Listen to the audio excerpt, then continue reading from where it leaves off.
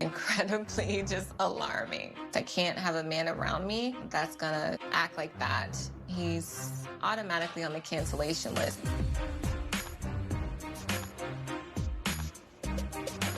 With Jefferi, I dodged 3 bullets. Number one, I haven't seen her without makeup. Hey guys, and welcome to Little Black Belt 91. We're talking to you guys about Ready to Love. We're dealing with the latest episode 5. It was crazy. There's a whole bunch of things going on. Jefferi's moving mad. DEMARIO's moving mad. Jefferi coming at Blake. Jefferi coming at Suan. We got Morgan and Tony, suddenly making it work. We had so many things going on in the case of this episode. And hey, Marcia liking blue again. I told you guys. Some of you were telling me, Marcia doesn't like blue. Marcia doesn't want blue. That's why she's acting the way she's acting. Yet she's here on our screen telling us that she wants blue. So for those of you who were saying about she doesn't like blue, she come out and said that she likes blue. So what do you want to do now? So that means she needs an attitude adjustment, because the way she said what she said, she needs an attitude adjustment. You get me? So we know we got no problem. We got no problem. With people feeling the way they do. But at the end of the day, I'm going to be honest with you. It's tight right now. Do you know what I'm saying? It's tight. Okay. All right. So we're gonna break it all the way down today. We're gonna give you guys an assorted panel as well. I can see a few people behind my screens ready to go. I love to see it. Cams are ready as well. We love to see it. It's going to be an excellent panel today. I can already tell. Yeah. So that's fine there. All right. Cool. So let me just quickly give you a quick one on what I thought was one of the most amazing scenes I think on this show, which I would like to break down for you guys real quick before I get the panelists up on here as well. Okay, look, listen. I'm gonna tell you, Cynthia and Anthony. Sometimes I'll be choosing stuff that's negative, but today let's choose something that is positive. Okay, let's choose something that was showing some type of connection at least, and some niceness. Okay, so I want to play a little something. Let's at least enjoy some of this niceness here. Okay, that's the wrong thing. Let's go. This is our week to take the men out on dates. So I'm taking Anthony out to get to know him more and to deepen. Now, before it gets to the point where it gets to, I just want the ladies to pay attention, because I'm a growing petty. Okay, I'm growing out the pettiness, but just want to say this. This is what I mean when I say someone likes you and thinks you're attractive. Did you see the way she complimented him? Did you see how many times she complimented him? Did you hear the types of compliments she came up with? Did you see that she didn't even stop here at the time she saw him? She complimented him even in the women's lounge and said, yes, the man that came around the corner looking, That's how you compliment us, ladies. Okay? All right? That's how you compliment us. That's how I know you think I'm good looking, I'm sexy, and I'm nice to be around. Not that I'm with you because your personality is great. Okay? All right? Because this is how you tell us. Okay? That's what I'm just saying. She told us in quite bold words and statements how good looking he was. Isn't it? The connections that we acquire during the boat party. Look at that smile. Oh, that boy looked good. What's up? I was like, oh yeah. I'm gonna tell you the truth. I need someone like Cynthia in my life. That girl, see the way she was even stirring the cup before he got there. She actually stirred the cup and then she said, that boy looked good. I said, This the type of compliments I need in my life. If you can't compliment me like this, don't enter my life. What kind of compliment is this? What? Let me see again. Check. It was like the Mario game when the coins. Nice. That girl knows how to run her mouth. What do you want? You want my wallet? Have the wallet. You want my wallet? Have the wallet. What do you want? The cards inside of it? Have the cards inside of it. You want a credit card? Take the credit card. I mean, it's not much of a limit on there anyway. But listen, I'm telling you, this is what us men want to see from the ladies when you are feeling us. You know, not the half-hearted. Oh, you know what? You're handsome, Negro. You think everybody's handsome when you're not trying to be rude. So I don't want to hear you're handsome. I want you to honor. Do you see the way she honored him? That boy felt so sweet. His beard got re-oiled all over again from the cheesing that he was doing right there. I'm telling you, that boy was feeling good. Look at the hug. Okay, Anthony, okay. Walking into the date, I came around the corner and Cynthia had the biggest smile on her face. Like, that's a woman that wants to see you. Okay, that's a woman that wants to see you. But let's get on with the show, and let's get into some ready to love stuff. I'm gonna start bringing up my panelists on as well. It was a good show. I mean, a good show. I mean, we're gonna have to talk about Jefferi though. We're gonna have to talk about Jefferi though, because Jefferi was moving absolutely mad. We're gonna have to talk about Jefferi. That's what I'm gonna say. We're gonna have to talk about Jefferi. Okay, so yeah, let's get into this. Jay said, "I pray you entertain someone who fancies you." All right, cool. Let me get my panelists on and get you all on the screens. Yes. Hey, Bree. I thought I'd surprise y'all. Hey, Bree. Bang bang. Girl with the beautiful hair, baby. Hey, Koji. Hey, audience. How you doing, baby? Right. You see the smile I have for Bree? This is the smile that Kojo wants women to have. Hi. Is this some get the frick out of here. Hi, guys. I'm going to surprise them today. Okay, get the frick out of here. It's good to have you guys on board. I know a few other people are coming after as well. I wanna start off. We're gonna keep it nice and light for the beginning. We're gonna talk about first and foremost, Suan and Blake. They seem to be connecting and seem to be getting together. I'm going to play a little clip for you guys so you know exactly what's going on. But yeah, Suan and Blake obviously have been connecting more of late. They seem to be, you know, it seems to be going well. You know, it seems that stuff is happening. I mean, that's fair to say, right? And it seems like, you know, they're having some conversations which are potentially leading to more than just friends. Of course, already he defended her. She defended him. She's now the advocate. He bought her a gift. Now in this episode, they had a little bit of a conversation. So I'll play a little clip just to remind you where we're at, and we have a little conversation about Suan. Took me to the side, and we had our little one-on-one conversation. And I wanted to check on you the same way you would check on me. Yes. Right? Of course. So, like, I want you to be able to talk to me and let me know, you know, what you're feeling. You don't have to go too deep into anything. You know what? It's so interesting because when you compare this to Jonique, there's a stark contrast between him and between what he said with Suan to what he said Jonique. So I want to get you guys' thoughts straight away about Suan and Blake. What your thoughts were on their connection today, and what you think about Blake even as well, if you want to. So I'm gonna go to JR since you're all suited and booted. Good to see you, brother. Talk to me, man. Talk to me. Hello, everyone. Good evening. I hope everyone's well. Yeah, like I think Suan is correct when she says basically like Blake is kind of reciprocating the energy that he's receiving to a degree, and he's kind of focused on Suan as being probably the best connection because she communicates with him. She seems to get him and understand him, right? As far as I can see. And then I also think that they kind of need each other because he's been at the bottom every single week so far. And Suan, I don't think she's got many connections herself.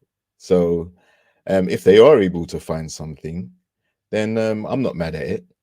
And especially because, as Jefferi keeps pointing out, Suan's been his advocate. She's the one that's been defending him against all the things that Jefferi has alleged took place on the very first episode about him choosing her to be the one and he doesn't want to date anybody else. Just to recap, just in case anybody didn't know.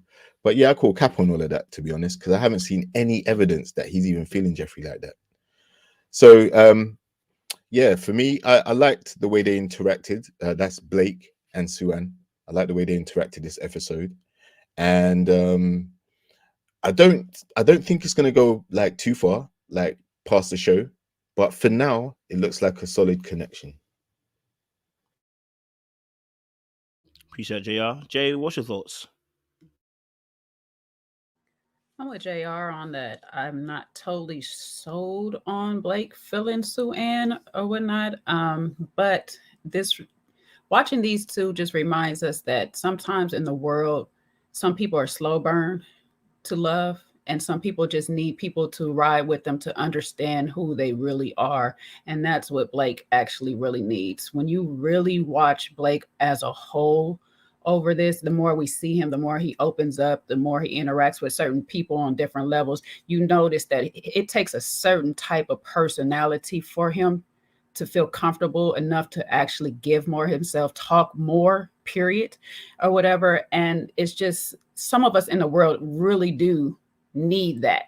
That first impression thing is not always going to work in our favor. Not all of us can build a representative that's something different from who we are. We just who we are, and people have to love it or hate it and walk away. And with Blake, he just going to need somebody that is really to just really figure him out in that process, in like his love process journey. And I was like, this was just like really showing us how, you know, in the world, some of us really are struggling just because we are who we are, and other people don't have enough time. Everybody's microwave. So I want you to be this way now. And some people just don't have that patience to rock with you, to figure you out all the way. And so with these two, that's what I'm actually just picking up with it. Sue, I'm not really sure. I'm gonna rock with you again on that, JR. I just think these two don't have nobody else in the process, so we're just gonna ride it out together. Right now, we're gonna be each other's. I do feel like she does feel like she feeling him, because she does feel like she understands him a bit more. But we did hear that Mercedes does too. She's like, I understand him, but we're not clicking. So, you know, I don't know. Sue, I think, is just trying to be totally open to finding love, even in not the best options for herself.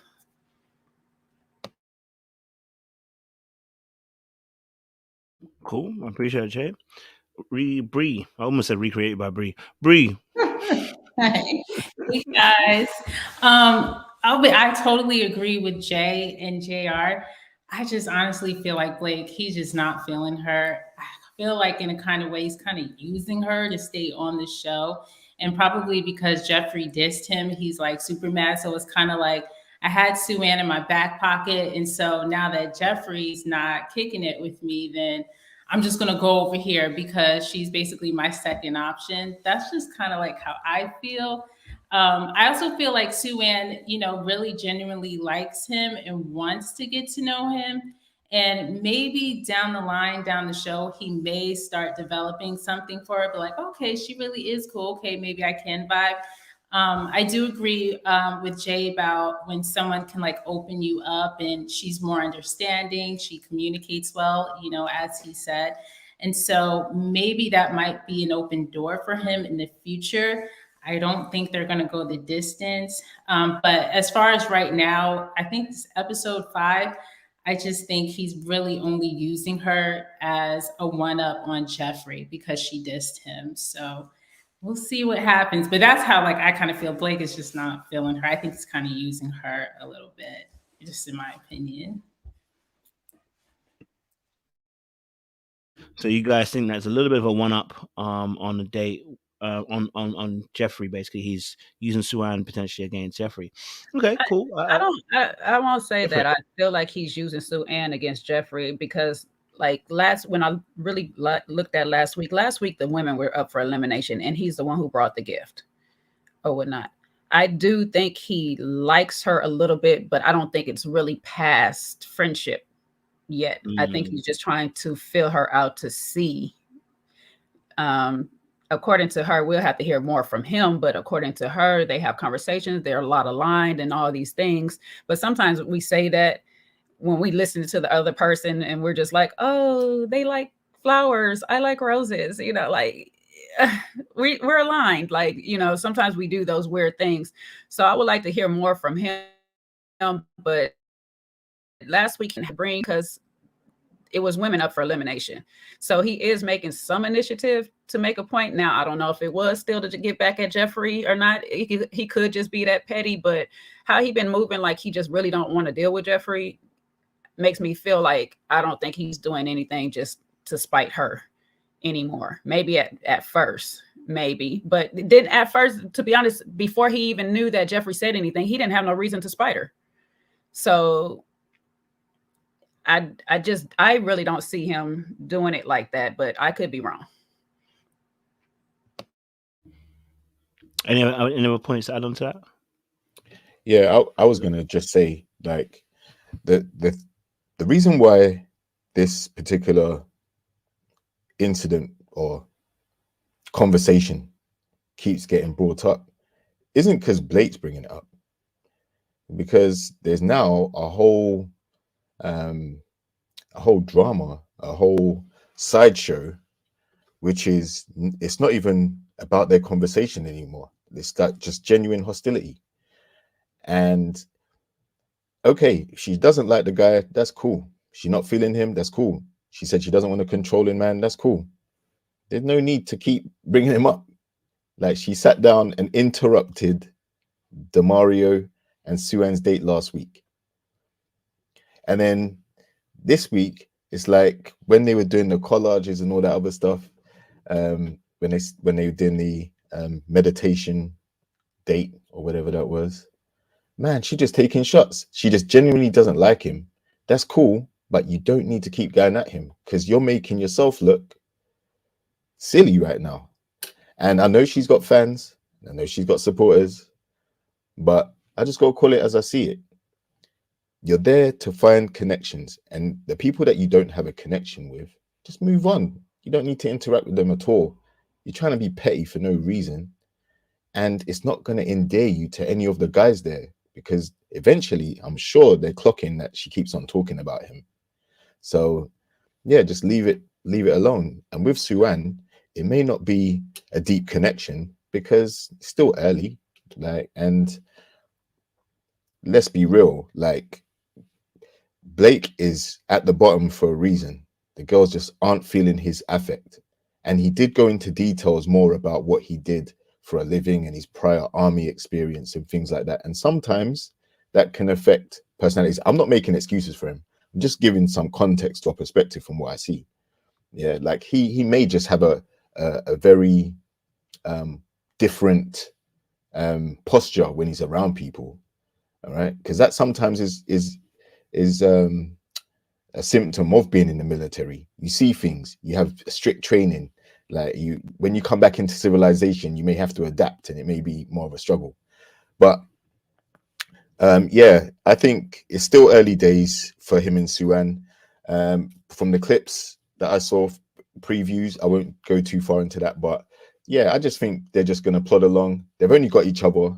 I don't recall anyone picking Sue-Ann as their top or anything like that. There's nothing wrong with having a couple of options, but yeah, they seem to just only have each other. So hopefully something materializes, and if it does, good luck to them. Yep. Okay, I like that. Anyone else want to add that point real quick before I shift it? No. All right, cool. Sean, welcome to the conversation. We're just talking about quickly. I shouldn't say quickly. Sue-Ann and Blake. Sue-Ann and Blake. Sorry. Blake and Jefferi. No, Blake and Sue-Ann. Sorry, apologies, I got mixed up there. We're talking about Blake and Sue-Ann and their initial date that they had. He seemed to be more open when he was talking to Sue-Ann. He said, "Listen, hey, you want to talk to me? Say what you want to say. Doesn't have to be too deep." It seemed really open and looking ready to have a conversation. But then when it came to his conversation with Jonique, real closed off, body language aside, everything like that. So I want to get your perspective. What do you think about the connection between Sue-Ann and Blake? Do you buy it? I mean, I kind of heard a little bit of what Jay was saying, and I say, like, I buy it for now. I need to see more to see if it is genuine, and not to repeat her point, but I think it did mean something, that he really didn't need to get her a gift. There was no reason unless he's like thinking, for future eliminations down the line. That could be a plan. But for right now, I think, because if I contrast it with the date that he had with Jonique, he just seemed to have more in common with Sue-Ann, and he had very little patience. So I don't know how much of a fake and a phony he is. Like, he doesn't strike me as somebody that's very fake and phony. He seems like he's abrasive if he don't like you, and if he likes you, he likes you. So right now, I don't think he's faking to make it. Okay, I hear that. There's a little clip here from the date, and I'll play that so you guys can have a little conversation about that. I'm going to ask a question to you guys. Listen, I'm not trying to be military slander, but we're going to talk about it for real, because it happens every season on Ready to Love. Someone's from the military, and there seems to be some type of behavior that goes on. So we're going to have to talk about it. Okay, all right. Let me just play the clip. I work in corporate security. Okay. So that's everything from like physical security to information security. I was self-employed before that. Okay. So I went to the military. I was a military police officer. I progressed from there and I became a special agent, Department of Defense, CID. Okay. So the reason I play that clip is just because obviously a bit of background. Like he said, that's his job. He was in the military. He's done police work. He's done officer, like he's done investigations, he's worked in criminal, he's worked in terrorism, it's quite some high powered roles, which involve, I guess, a particular set of skills, as Liam Nelson would say. And so therefore I wanted to ask a question, and listen, not everyone has to answer it, but do we believe that maybe the military background could be playing also a role in the way that he's also going about this dating phase? Just because I've seen a past few seasons, we seem to be having somebody who is military based, and we may not always agree with the way they go about the way they see certain things. You know what I mean? So I'm just wondering if anyone wanted to share a viewpoint on that, because I think it's quite important that he mentioned that resume, and I think it might give us a little bit more insight to understand where he's coming from. You know what I mean? Anybody feels free, you can open your mic and I'll see you and get you talking. Go for it, Jay.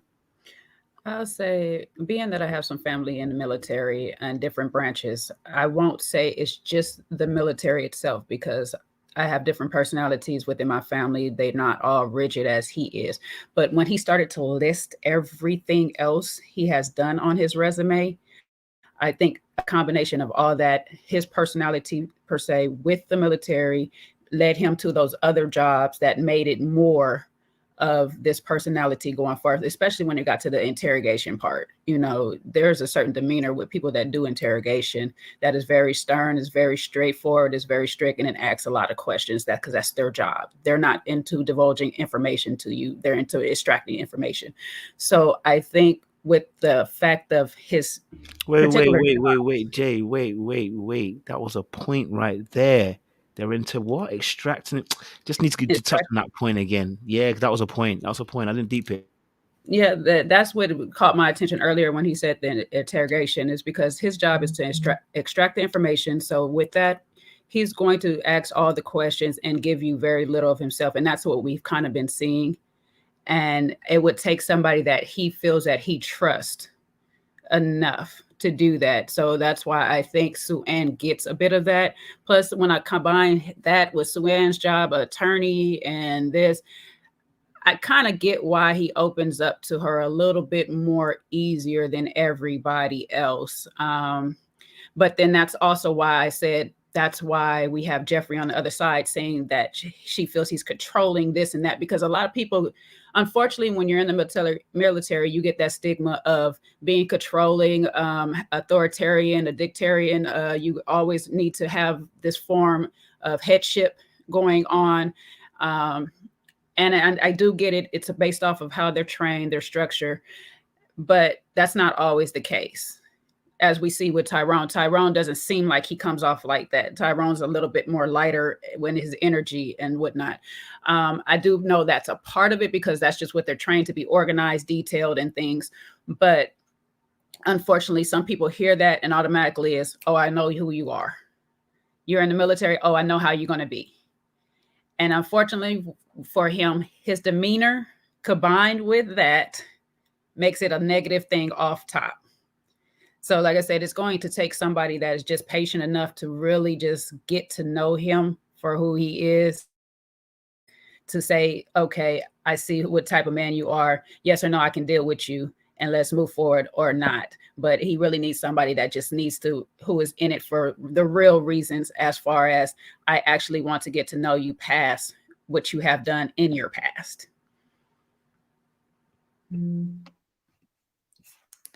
That breakdown was cold. Go for it, go for it. Bree, go for it. I keep reading your whole name, B.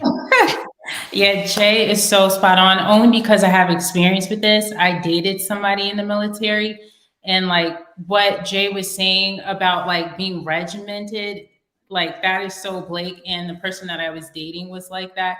And they tend to have kind of like trust issues when they first meet you. At first, like you really have to break in. It was almost like I was dating, what is that, Dr. Jekyll, Mr. Hyde, whatever that thing is.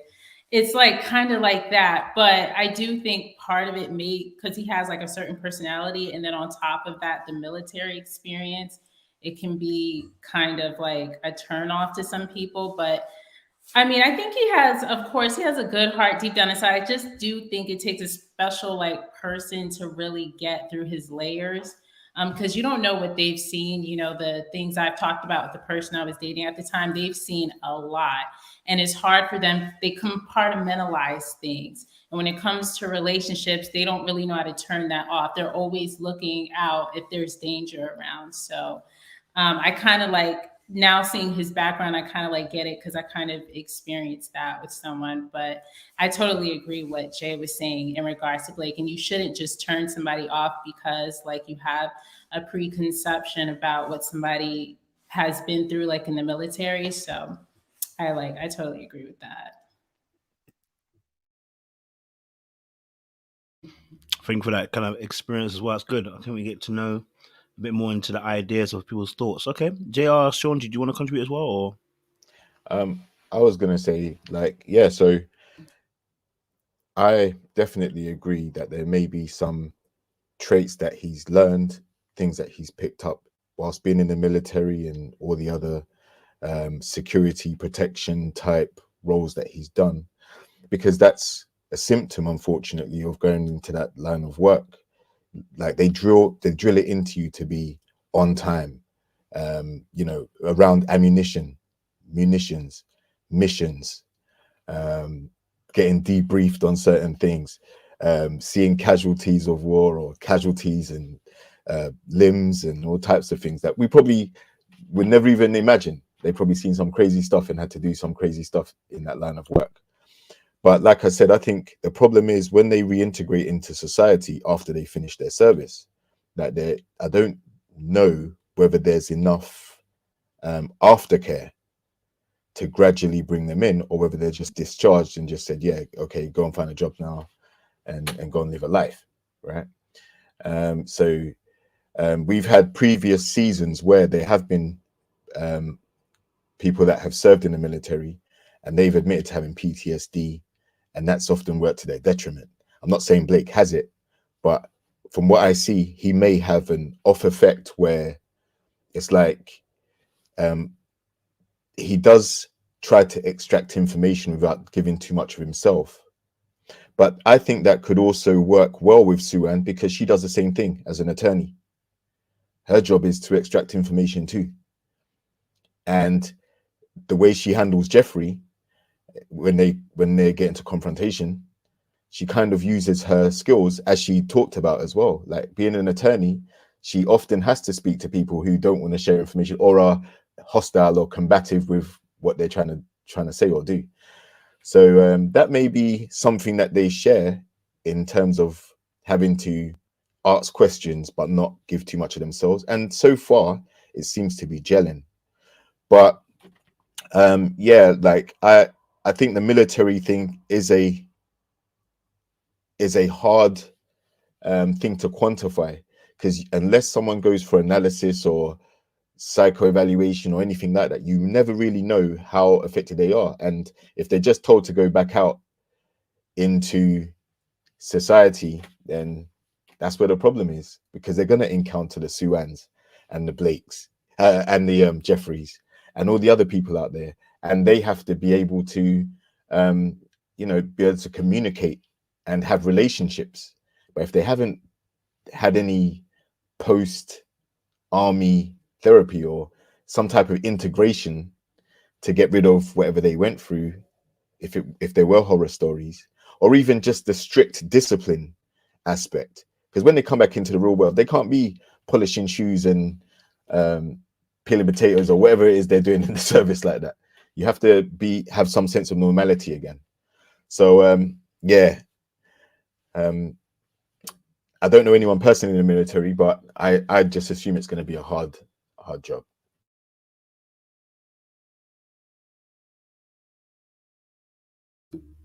Sean? I would say that Jay summed it up very well. I'm very familiar with his current job, which is corporate security, because in banking, often I work directly with those folks when there's people that have to be interviewed when it comes to internal fraud. And it's this very similar characteristics that she spoke about is, you have to be able to question folks. Usually the people that do the job have a background in law enforcement of some kind. So makes sense that he does as well. And because the personality is very much somebody who is very good at getting information. Sometimes you got to bend the truth to get the truth, and, they know how to be manipulative too. So to get what they want. And then I think the other thing that I think might add to it too is that sometimes what can happen is because you do that for your day-to-day life, you might not even be intentionally trying to, I would say you might not be intentionally trying to mislead somebody, but because you do it so well and it's so innate that some of those skill sets can just come out naturally. Just like, people that are attorneys, they will, bend and twist arguments, when it's convenient, like someone who is on the ski slopes as we Don't even try it, Sean. I'm not about to have you try it. I know she's in the chat as well. Don't you start. Don't you start. Yes, I just talked to C-Way earlier. I can. Okay, don't you try it. All right. I'm gonna get her. She might just be up here later. I'm gonna put a collage of all the clips that you put together, show you how you contradict yourself on the regular. Good luck, and you can have a blast. It ain't gonna be good luck. Yeah, it's good easy. luck. Good luck. But nevertheless, I digress because I'm a calmer Sean. And, folks, depending on their careers and what they've spent their lives doing, those parts of their lives can come into reality and, make it convenient for them to be misleading.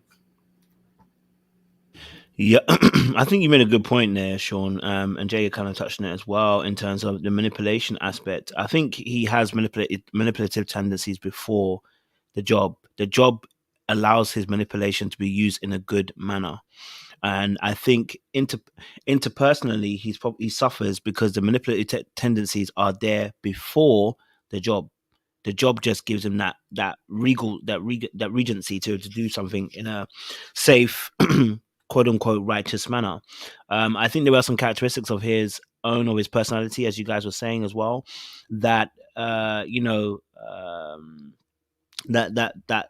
that bleed into what we're seeing right now. Even today, Cynthia at the end,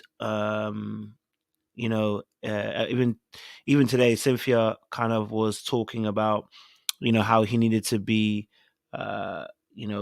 watch how he used his words. He was overly direct, so more than likely he's using commanding language, directive language, which is making it seem like he's being overly assertive and overstepping the bounds when it comes to interactions with people, which can be a problem. So I think, you saw how Blake kind of responded to Cynthia.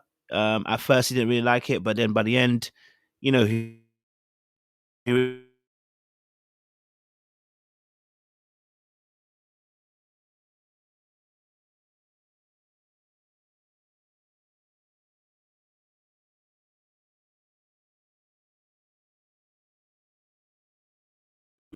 Sorry about that. Yeah, my thing went off there for a sec.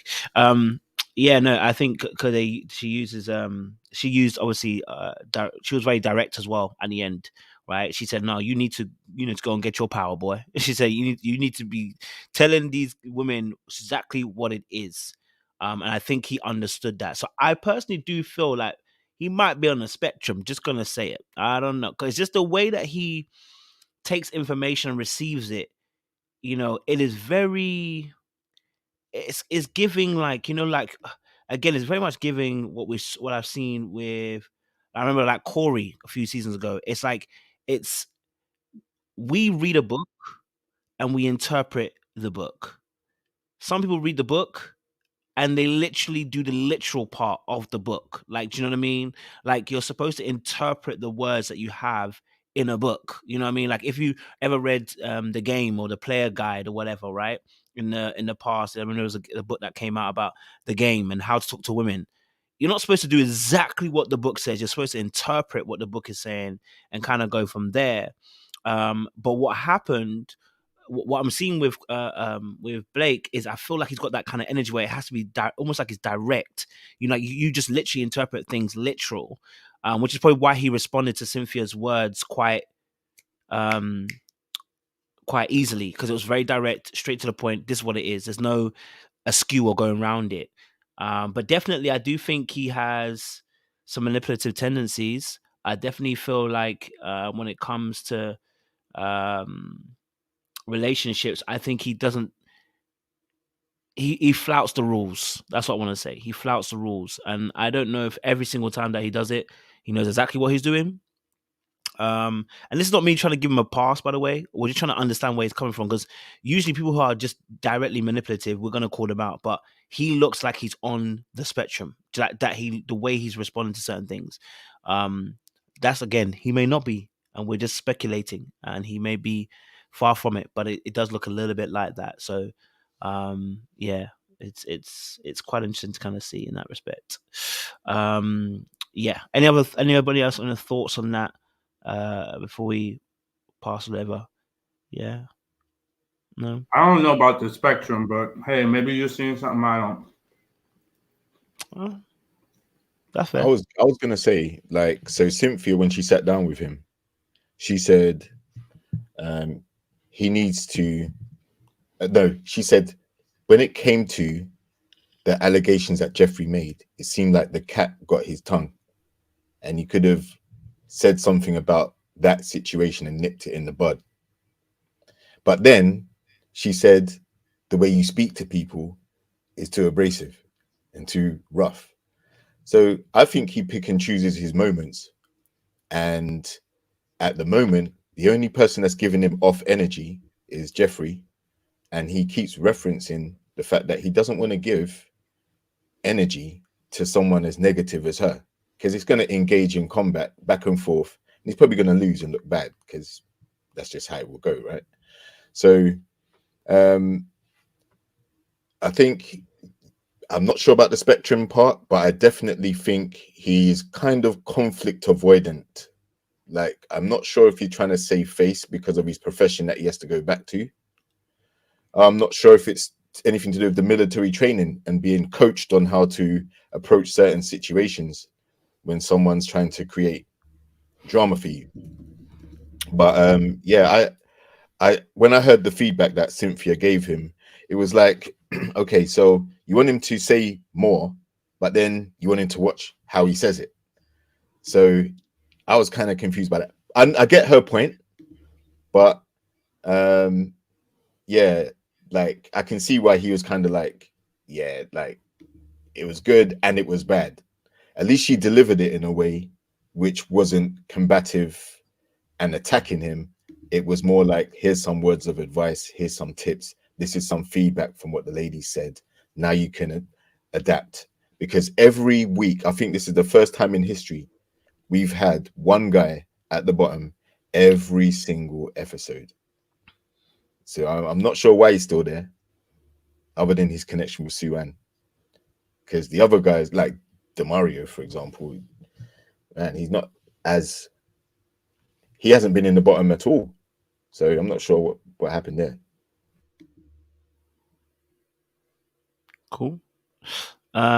Sophie G, welcome to the conversation. We're talking obviously about Blake and Sue-Ann. Just want to get your thoughts.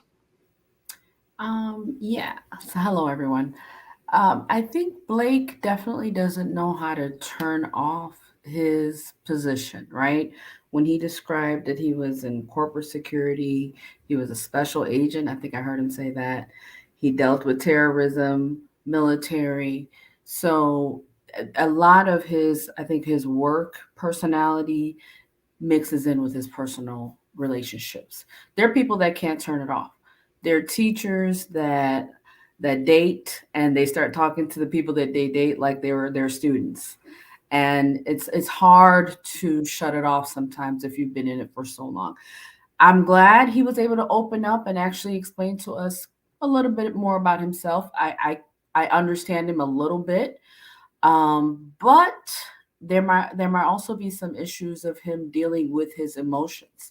It's easy to hide behind a position. It's easy to hide, behind your job. You can, bury yourself in your job and not really deal with the person that you are. I think he has some trauma. This is my prediction. He might have some emotional trauma. It could be from childhood that I don't think he's dealt with. And because his reactions are extreme, and it always feels like something's going to boil over.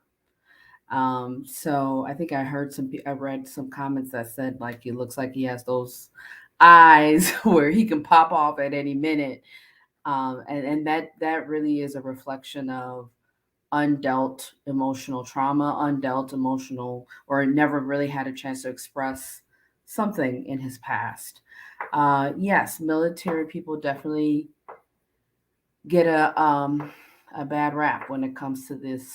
And him and Sue-Ann, I don't think is genuine. I think he is using her as a lifeguard, possibly. She almost feels like she almost knows that and is still going for it.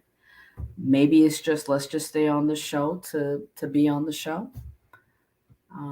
Yeah, so far that's what I get from Blake is that he doesn't know how to shut off his work person, and we're not really getting the real Blake.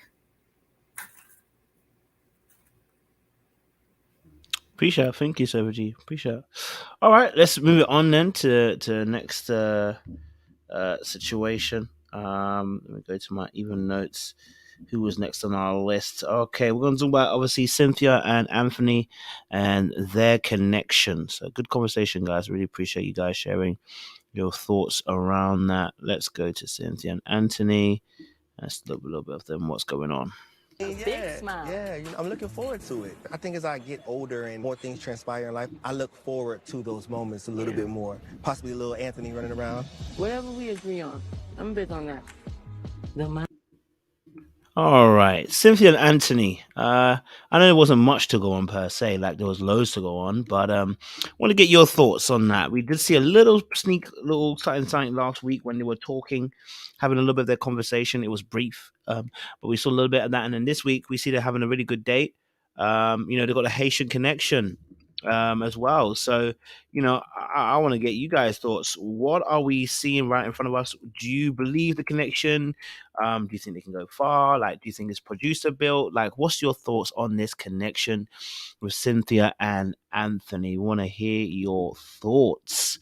Who would like to go first? If you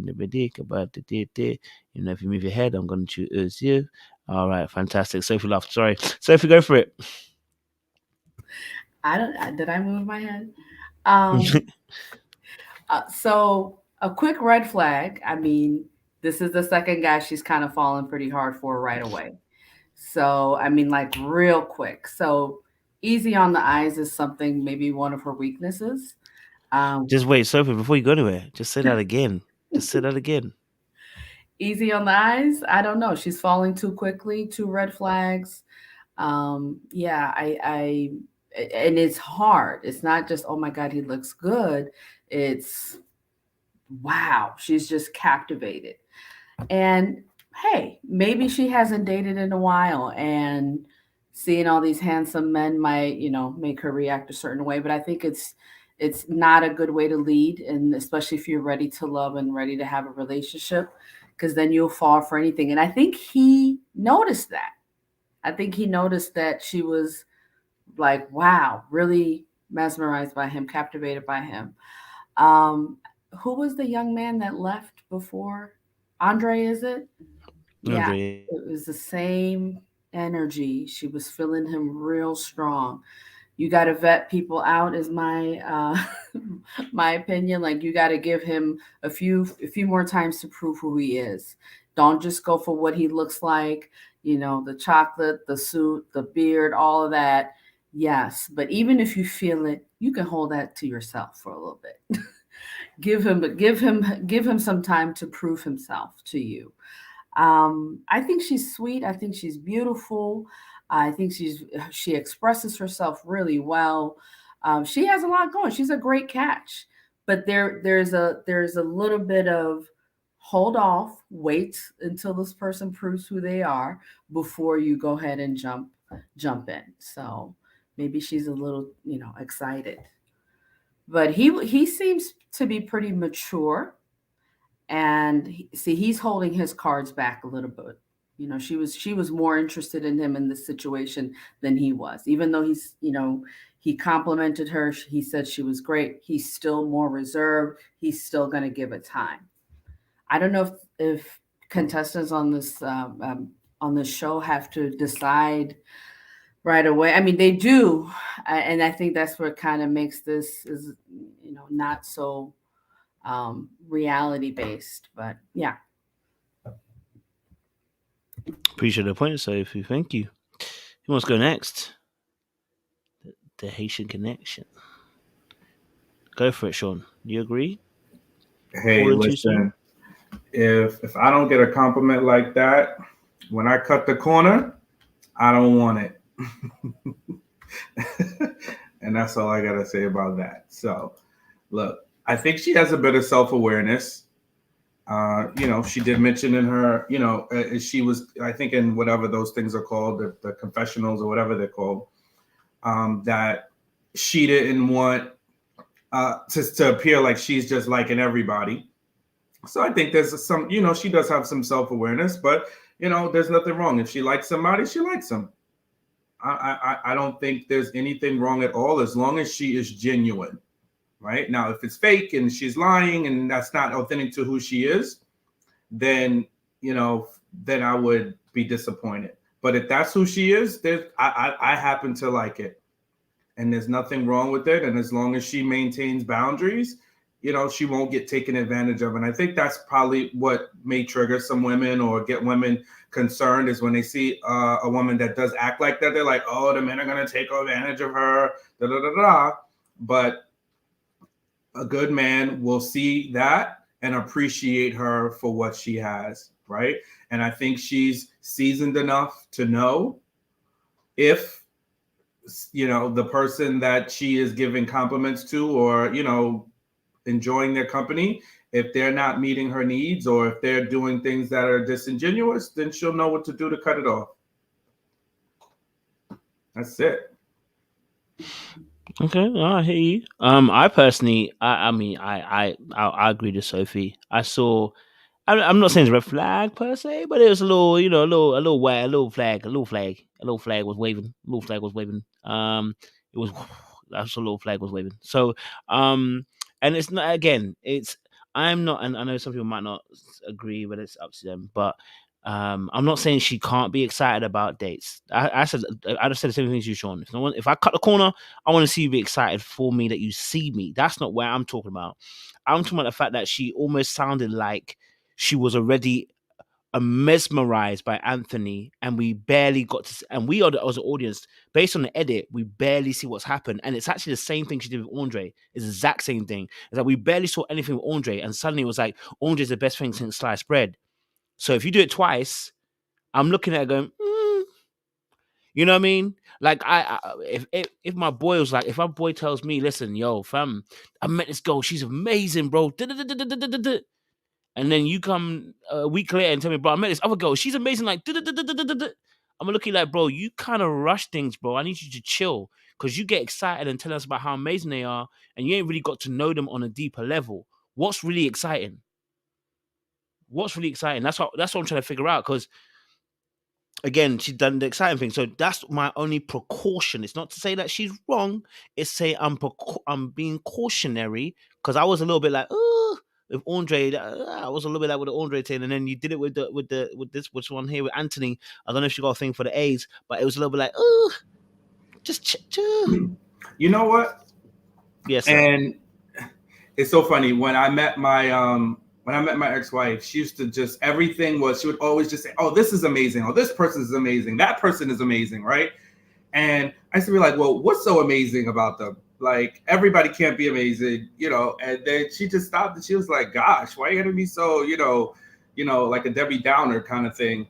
And I think it helped her to kind of think about it differently. But what it did most for me was I begin to enjoy that energy because sometimes you need, like, if you're feeling down and you have somebody that is like super, super positive, and yes, sometimes it can be silly or it's, but if they're just like brightening your day and they like have that kind of energy, I think I'll take that over anything else, over the extreme end of it. So I just happen to enjoy that. And listen, this is my ex-wife, and this is one of the things that I fell in love with her because those positive vibes that like transcends into other places. So I happen to like that kind of energy. I enjoy it. I enjoy someone who doesn't feel jaded and can just be positive, and it's infectious. So that's my take on it. I'm agreeing with you. I'm agreeing with you. I want the energy. I want the vibe. I'm saying it's the words that she says in the confessional that gives me pause. Like if she was a man, I would tell the ladies to run. Because whenever men start getting so excited about what they just see without really getting to know the person, that's when I start, whoop, you need to pull up. Because if the appearance is what's getting you excited, that is starting to overflow and overbubble, what are you really looking at? That's the only, as I said, it's precautionary. I want people to understand what I'm saying. It's not about the fact that she's excited per se. It's the fact that she's like, and it's almost as if that he's the most amazing thing since sliced bread. Baby, I need you to chill. Okay, compliment him, do all that kind of stuff on a date. That's not what we're arguing about. But when she's in a confessional, she pretty much said the same thing for Andre too. And it was like, baby, do you really know him like that? Like you're saying it like he's the most amazing thing since sliced bread. You know what I mean? That's what I'm saying. I'm not saying someone said the Haitians fall in love quick. Well, that's my point. If you fall in love quickly, this is what you might have to be precautionary over because the dating game ain't no joke out here. You know what I'm saying? So you might need to open your eyes. I'm a person too. I can fall in love really quickly, but I learned how quickly you get burnt when you get excited about things that are surface level, not actually what are underneath the surface level. So I'm not saying she's actually doing that, but I'm saying that just a precaution because the streets are cold out there. Jay, I see you looking, so go on. I'm like in between both you and Sean. I love the positive outlook on life. I love people that is like that. Like Sean said, when you're having a bad day, those are the people that you want to gravitate to. Being one of those people that see the good in people, a lot of times that could be definitely a negative because you overlook the obvious red flags, you overlook the obvious negatives in that person because you're so drawn into the good in them that you hold on to that and it outshines all the reality of what that person can be. But I do recall her saying she likes what she likes. She ain't got no type. And I'm not even sure if she hinted at being a sapio or not, being that she's attracted to your intelligence, your personality, your conversation more so. Her and Andre have had, not Andre, I'm sorry, Anthony have had the conversation last week on the boat. They were vibing, they were gelling. I don't know how much conversation they've been having over the phone, and that's probably what we're missing out on is those phone conversations that they're having. So to have the phone conversation, you get to know each other, you get those high school vibes over the phone, and then to see the man walk around the corner looking nice in a suit, you're going to be overly excited as well. I don't know how many of you other women have experienced it, but when you on the phone and you already getting those little goosebump feelings about this person and they come walking in and the way that Kojo wants to look at them, when we start looking at them, we trying to bring it down a little bit and we start doing the little facials and stuff, but we go on the inside, we see them or whatever. And so a lot of them is aligning. So to put all of that together, I can see where she's overly praising and overly excited. So part of me is like, I don't really see it as a red flag, especially because Andre's situation was something a bit different. It was more so of, he's lending me a shoulder, and that was nice for him to just be open and polite in this moment while I'm being vulnerable, not to do anything else. It wasn't like, oh, I want to see Andre every day and all that, because she was obviously not really talking to him. Why C-Way pointed out last week, they hadn't had the conversation about him not showing back up or whatever. So it's like, I didn't see her doing too much. And if we take that little snippet, was it her or Morgan? Nope, that was Morgan talking about, she was talking about Anthony, so never mind. But, you know, they've had that good conversation on the boat last week. So I'm just trying to combine everything together. Plus, she's getting a late start. So, and Sean, we all said it, like, I mean, people in the chat and Sean has said it already, that she is self-aware. She mentioned it, that you guys are we're going to think she crazy if she starts saying she like everybody when they come in. But there's different things. Sometimes we meet people and we like different things about them. Is it romantic all the time? No. But a lot of times it's like, you know, I like that person. They could be my friend. They could be in my life for, you know, whatever the reason is. So that's what we need to find out. What way does she want Anthony in her life?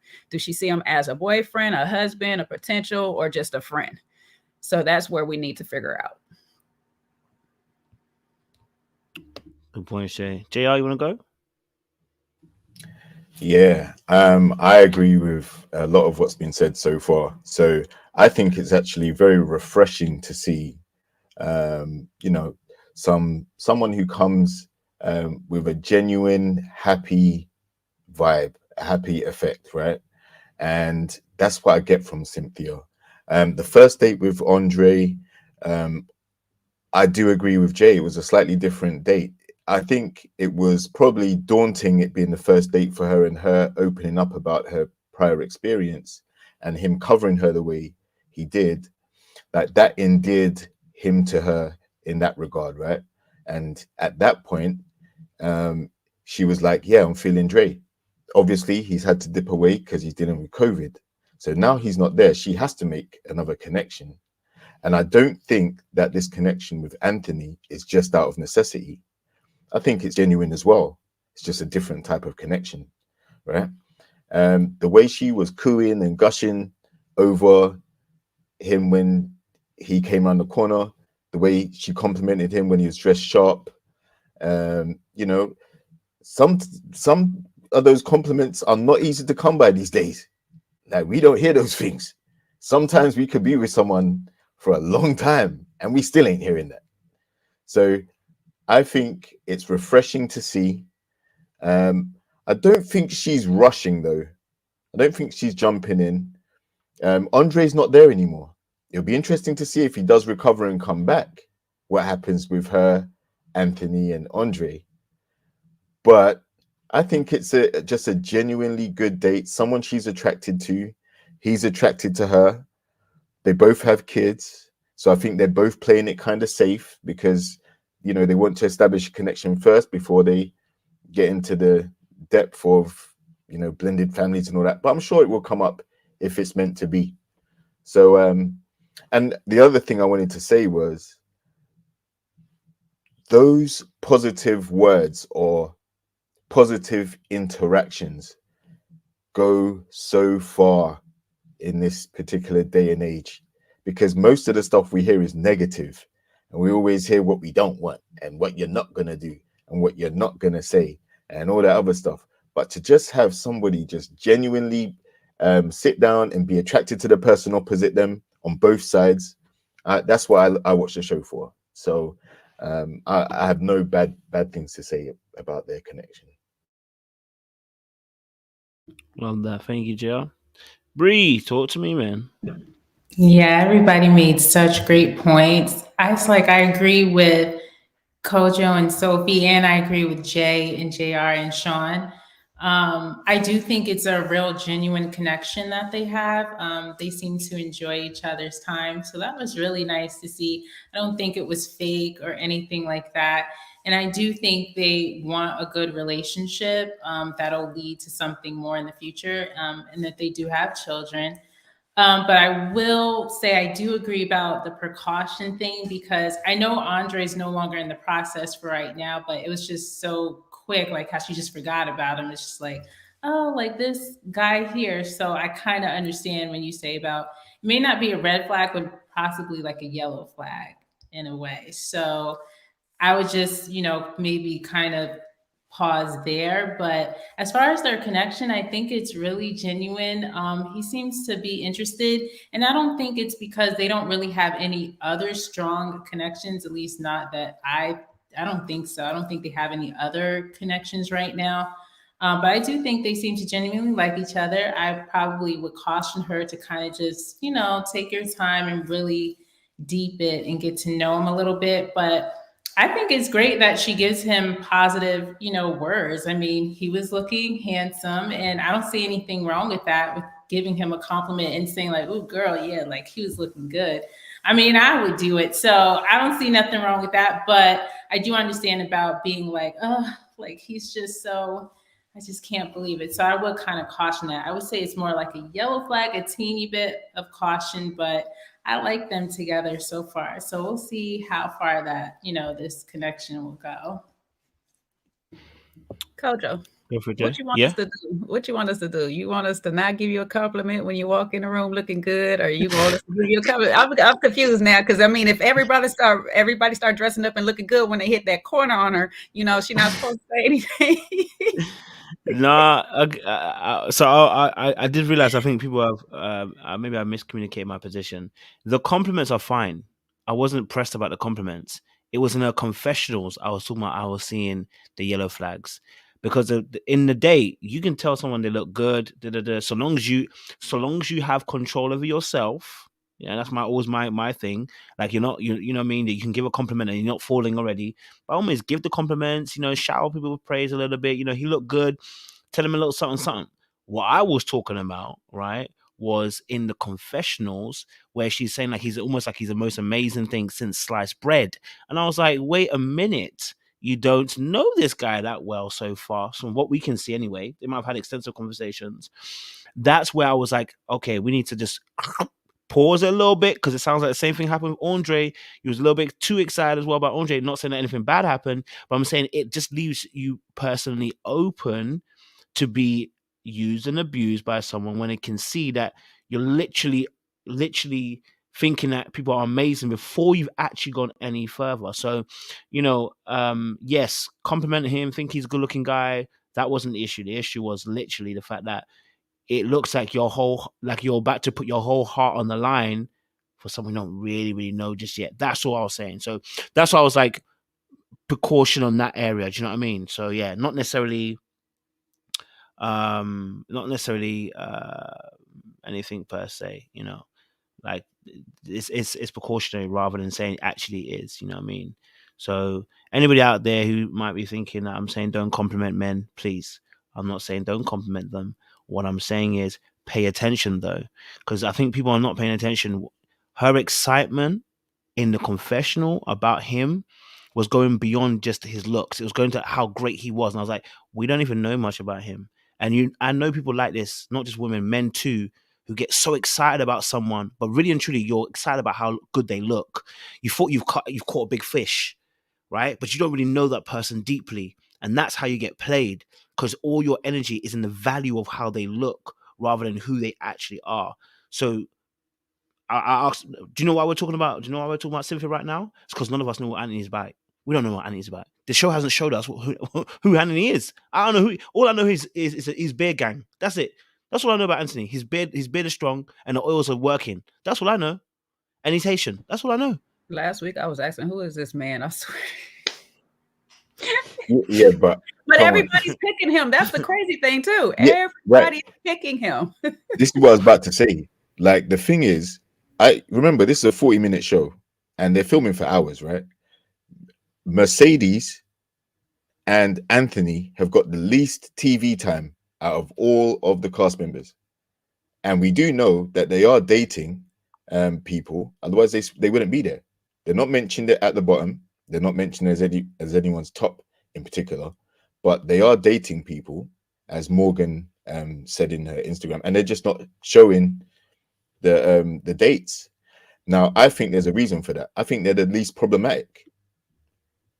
Like when it comes to TV, there has to be some element of drama or some storylines that they can stitch together. I don't think they've got much for Anthony and Mercedes. So that's why especially Anthony, he's had very little TV time. And I agree, not much is known about him. He's a nurse. He's got a child. But he doesn't seem to come off as problematic or confrontational. You don't even hear much from him in the men's lounge. Like, so I think it's just a question of let's get the most problematic people or storylines on the show, fit it into the 40 minutes, and then the boring people, yeah, we can kind of not show them. You know, that's what I think. It's given Demetrius from last season. Can't lie to you. Just because someone's not getting shown does not mean they're unproblematic. Sorry, it's giving Demetrius stuff. I'm just gonna be real with you, because if you're killing it on these dates with other people, they at least can show you some dates. Do you know what I mean? That you're building connections with people. I'm not saying the women aren't saying what they're saying, but they said the same thing about Demetrius last season. A lot of ladies had connections with Demetrius. At one point, we wasn't wondering even if Joy had connections with Demetrius at one point. Do you know what I mean? Like, I mean, she didn't. I don't want her killing me, but you know what I mean. Like, it seemed like a lot of people had a connection with Demetrius. I hear that. You know what I mean? I'm not saying he's bad. I'm not saying anybody's bad. I'm just saying I'm just throwing some caution. You know if you think about it, every season they had somebody like this. When what's that boy Phil, we didn't know who Phil was for a while, and then he popped up with 4 or 5. Demetrius popped up with 4 or 5 likes and stuff. They seem to do this all the time, where they just keep somebody off into the shadow for whatever reason, and then they pop them on the screen, and we like, they got somebody new. Where he come from? Like, so yeah, I'm not gonna hold off. He's not problematic, but we need to see more. A few more episodes. Demetrius was at the end where his problematic came out. I'm gonna hold off. I can't trust men anymore. I'm so sorry, y'all be letting us down every season. So I ain't gonna put my eggs in your basket. So I'm gonna wait to the end, towards the end of the season, and see what you got, because they be letting us down. Okay, Demetrius was so good at the beginning, and he was quiet, and he was into himself, and then it got to the end, and then his stuff started stinking. Just saying. I can't put my eggs in their basket. So I appreciate you. I'm just saying I can't ride you on that bus, because they be letting us down every season. Every season. No, but good. It's good. That's good. I'm hearing your points of view, guys as well, and I can see you have different points of view as well. Anyone else got a thought on Anthony maybe as well? Anyone else got anything about Anthony? Anything they've noticed maybe that we haven't really spoke about? Because again, I haven't seen much Anthony, but if someone's picked up something, maybe, you know, in regards to connections or what he's done. Any thoughts there? No, not at all. I know this is not related to the show per se. It's just going back to what Morgan was saying when she was saying her compliments and all that, or her stuff was towards Anthony. Anthony probably is a problem, you know what I'm saying? Like, because she was screaming that she wasn't showing no affection and all this, yet everybody else in the thing is either Morgan or Anthony. One of them is a problem, but she was screaming at how he wasn't showing no affection or whatever. That's what she claimed. Those words was to him, not Tony. So, but everybody else seemed to be getting it, because everybody else calls his name in the lounge. So I don't know. Yeah, we need to see more episodes on this man, because I don't know what's happening. Whoop. All right, cool. We'll move it on then, and our next couple we'll talk about, our next discussion now is the Jefferi and DeMario situation that came up next. Let's have a little look at this bad boy. All right. Drag it here to get that crispy moment. Exactly. Mark was applying the pressure. Mark was showing me this is what, and he continued to. So that's the math that ain't mathin'. It ain't mine. What would your kids say about you kissing somebody? Jesus is Lord. Sorry, Lord, I'm saying your name in vain. It was a humble conversation up until that point. You know, I can't lie to you. There was a little bit of a battle between the two of them. And you know, it was. I was not on either anybody's side. She said, you didn't see me. He said, you didn't see me. I was thinking to myself, they're both problematic in this situation. You're both avoiding each other, probably trying to, use other people that you had to make each other jealous. That's what I was thinking, right? You had Kavea, she had Mark Anthony, and I thought you guys were trying to make each other jealous. It was great up until that point where DeMario absolutely loses it. And I don't know if it's emotional regulation. I don't know if he's actually controlling him in long-term relationships. But something just flips in that moment for him to ask that nuts of a question. It was shame tactic, guilt tactic in that immediate moment, which I just think was shambolic. But I want to get you guys' thoughts around DeMario and Jefferi and his comments as well. So I'll see who wants to go first. Whoever give me a little sign, I'll choose you, baby. Oh, Bree, your lip moved. Go for it. There we go. Dang, I was trying to look away. Okay, so DeMario and Jefferi, that was totally uncalled for. I mean, this is just my opinion. I feel like low key, he was trying to call her a whore. And it's kind of like, I mean, you just did a whorish thing. What in the world would your kids think? You're on TV kissing another man. And that's what I kind of feel like he was trying to get at without really telling her. I'm really shocked at the response she kind of gave him. I thought she was really going to go off on him. But she kind of held her composure about it. I'm glad that she let him know, like, hey, Mark Anthony's pursuing me and you kind of ignored me on the boat. So it's kind of like, well, what am I supposed to do? DeMario is, to me, very insecure because if I was him, I would have played it off. I wouldn't have let you know that you hurt my feelings about that. But he didn't. I just think it was rude. And I think he should have had like a mature conversation. He could have just been like, hey, I didn't really think that was cool. It made me feel some type of way. And he did tell her, you could have said no. You didn't have to do the dare. He just should have went about it a different way. But that throwing her kids into it, that was just not right. It shows kind of his character and the person that he is. And it seems to me like he really wants Jefferi, but he's trying to play it like, I don't want you anymore. But I do think at that moment he still did. And maybe he thought her response would be different towards him. Like, oh, I'm sorry. But she kind of flipped it on him and was like, well, I don't feel bad about it. I mean, it was a dare. I like Mark Anthony. He was coming for me and it is what it is. So I don't know. I'm kind of glad those two are kind of like at the end. He really should apologize to her, but of course that didn't happen. I don't know what happened behind the scenes, but I don't know. But I am glad Jefferi kept her cool because I don't think a lot of people would, especially you bringing my kids into it. That has nothing to do with that. So I don't know, but yeah, it just wasn't good. And I'm not feeling what he did at all. Love that breakdown, Bree. Thank you. Love that breakdown. Who wants to go next, guys? Thank you, Sophie. Your hand moved to your chin. Love that. She did refer to him as Dr. Jekyll and Mr. Hyde. And I noticed he said the kiss was it for him. He said that was a hard no from him. The fact that he saw her kiss. He did go too far. He was hurt. And again, I think this is the point that we were trying to make earlier is they had a good first date. He might have been all in or he might have been very interested. But again, you have to see people in different situations and not just fall for, their appearance. Your first impressions are not the best impressions usually. So yeah, I think it was rude. He did go too far. He didn't have to bring up her kids. He was trying to shame her. And as she handled Blake in the past, she handled him as well with a lot of maturity. And it didn't, she didn't come out of her body or react any aggressively towards him. He might have some insecurities.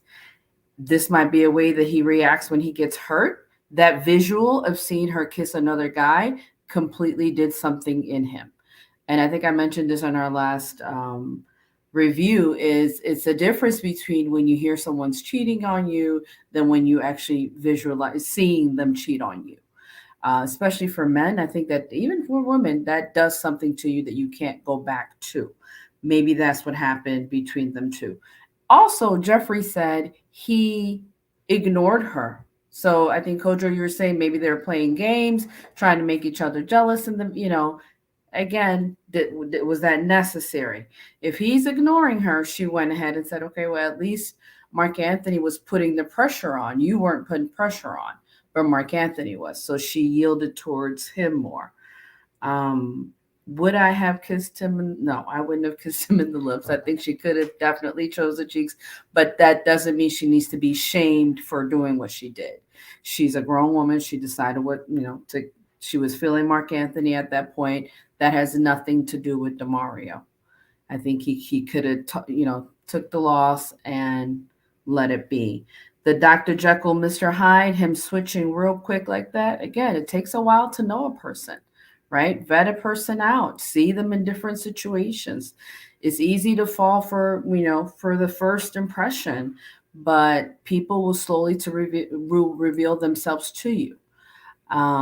You might have the heart to love them. You might have the temperance. You might have the forgiveness to keep loving them, but sometimes you don't.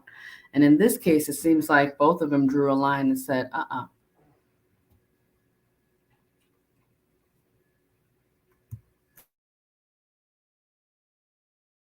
Good breakdown. Appreciate it, Sophie.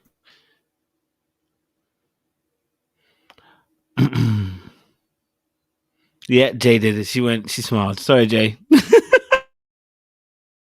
I knew that daggone was for a reason. Listen, though I am not for all of Jeffrey's antics and things, and sometimes the way she behaved, I feel in this setting, she was well in her right of how she acted going towards, especially the end after the children's comment. She did have a little bit of that same energy, that little combative energy, but she was honest. She was straightforward with all how she felt, where things was going with it and whatnot. You could tell that she was already off of him anyway, so it makes it a little easier when you're off somebody to be straightforward and honest with them. I'm not feeling you anymore. So I got that. I was with DeMario up until the kids thing. It was just, we weren't feeling each other. I'm not feeling you. You wasn't feeling me. You wasn't checking for me. I wasn't checking for you. Yeah. I get the kiss thing because, like Sophie said, when you see it in person, it's a totally different thing. When you're feeling somebody and you have a different opinion about them in your head, and you see them do this this thing that comes out of left field, you don't know where it came from. He don't know about the date that her and Mark Anthony had prior to it. He don't know nothing about it, and of course, she didn't tell him. She didn't have to share that information with him, so that blindsided him. And I can feel his pain in that moment. But that kid comment was something totally different. Just like Sophie said, he could have said, you could have turned your head. You didn't have to do the kiss. I understand it was a game. And she's sitting there like, well, it was a game. We had to do it. No, you didn't have to. You're grown. That was a choice that you made. But at that time, she made that choice. Now you're making the choice to try to shame her with using her kids. Wrong move, sir. That's not what we're going to do. Okay, she is well aware she's on TV. She's well aware that her kids can see this or whatever. I was with you all the way when he even said that you don't know this man. Like, you went on one date with him and you do not know this man. I feel you, man. Look, it's the big C out here. You can't just be all putting your lips on everybody, that creates different emotions. But at the end of the day, she was grown. She made her grown decision. You made your grown decision to say, you know what, I'm no longer on you. You should have left it at that. You could have gave that truth right there. It's like, well, once you did that, I decided I'm going to go left. So good luck to you and Mark Anthony. And that's it. You did not have to try to bring her kids up into this and try to tell her, what would your kids think or whatever. I'm going to tell you now, she handled that way better than I probably would have. That petty would have jumped out of me so fast. I've been trying to reach it back on screen. Y'all have seen me try to reach my petty back, and it have been going in on this man like... my kid, like, don't ever bring my kid up into my thing. You ain't never met my kid before. It went off. Okay, so I commend her for handling it the way she did. But because she is a petty woman, I knew she could, you know, I knew she could do, you know, let the petty be just subtle, you know, and she was hitting them. She was hitting them where it hurts or whatever. Because sometimes when you have people in their emotions, the less emotions you show them, the more emotional they get, the more in their feelings they get, the more they hurt they get. So she hit a Joe Buttons on him, and he was Tahiri in this situation, and it worked. It worked in her favor or whatnot, because here we are, kind of like a little bit. I'm not going to even say I'm on her team, but I feel her in that moment. Like, she was honest. She could have been nicer about her honesty. Yes, she could have been more politer, more softer in it, because that feminine side y'all love to say that she have, it wasn't showing in this moment. But she was well in her right to stand on her ground, say, I kissed this man because you wasn't showing me the attention that I wanted, and he's my top choice right now. He was wrong for using the kids in that moment. Love that, Jay. Love that. You know what? It's mad. I personally, you know, I think, you know, you guys have made a great point, Sophie and Jay, highlighting the fact that, you know, seeing someone kiss someone is tight. I ain't gonna lie to you. Would I mind if it was me? Of course I'm not gonna mind it's me. You know what I mean? But do I want to see someone else kiss the girl that I like? No. And would it have affected me in this situation? Hell yeah. I'm gonna be honest with you. It would. I would watch hard move, because I think everything's about decency. Do you know what I mean? Like, if you're willing to kiss someone in that, you're making a definite statement. Like, do you know what I'm saying? If it's done behind the scenes, we don't see.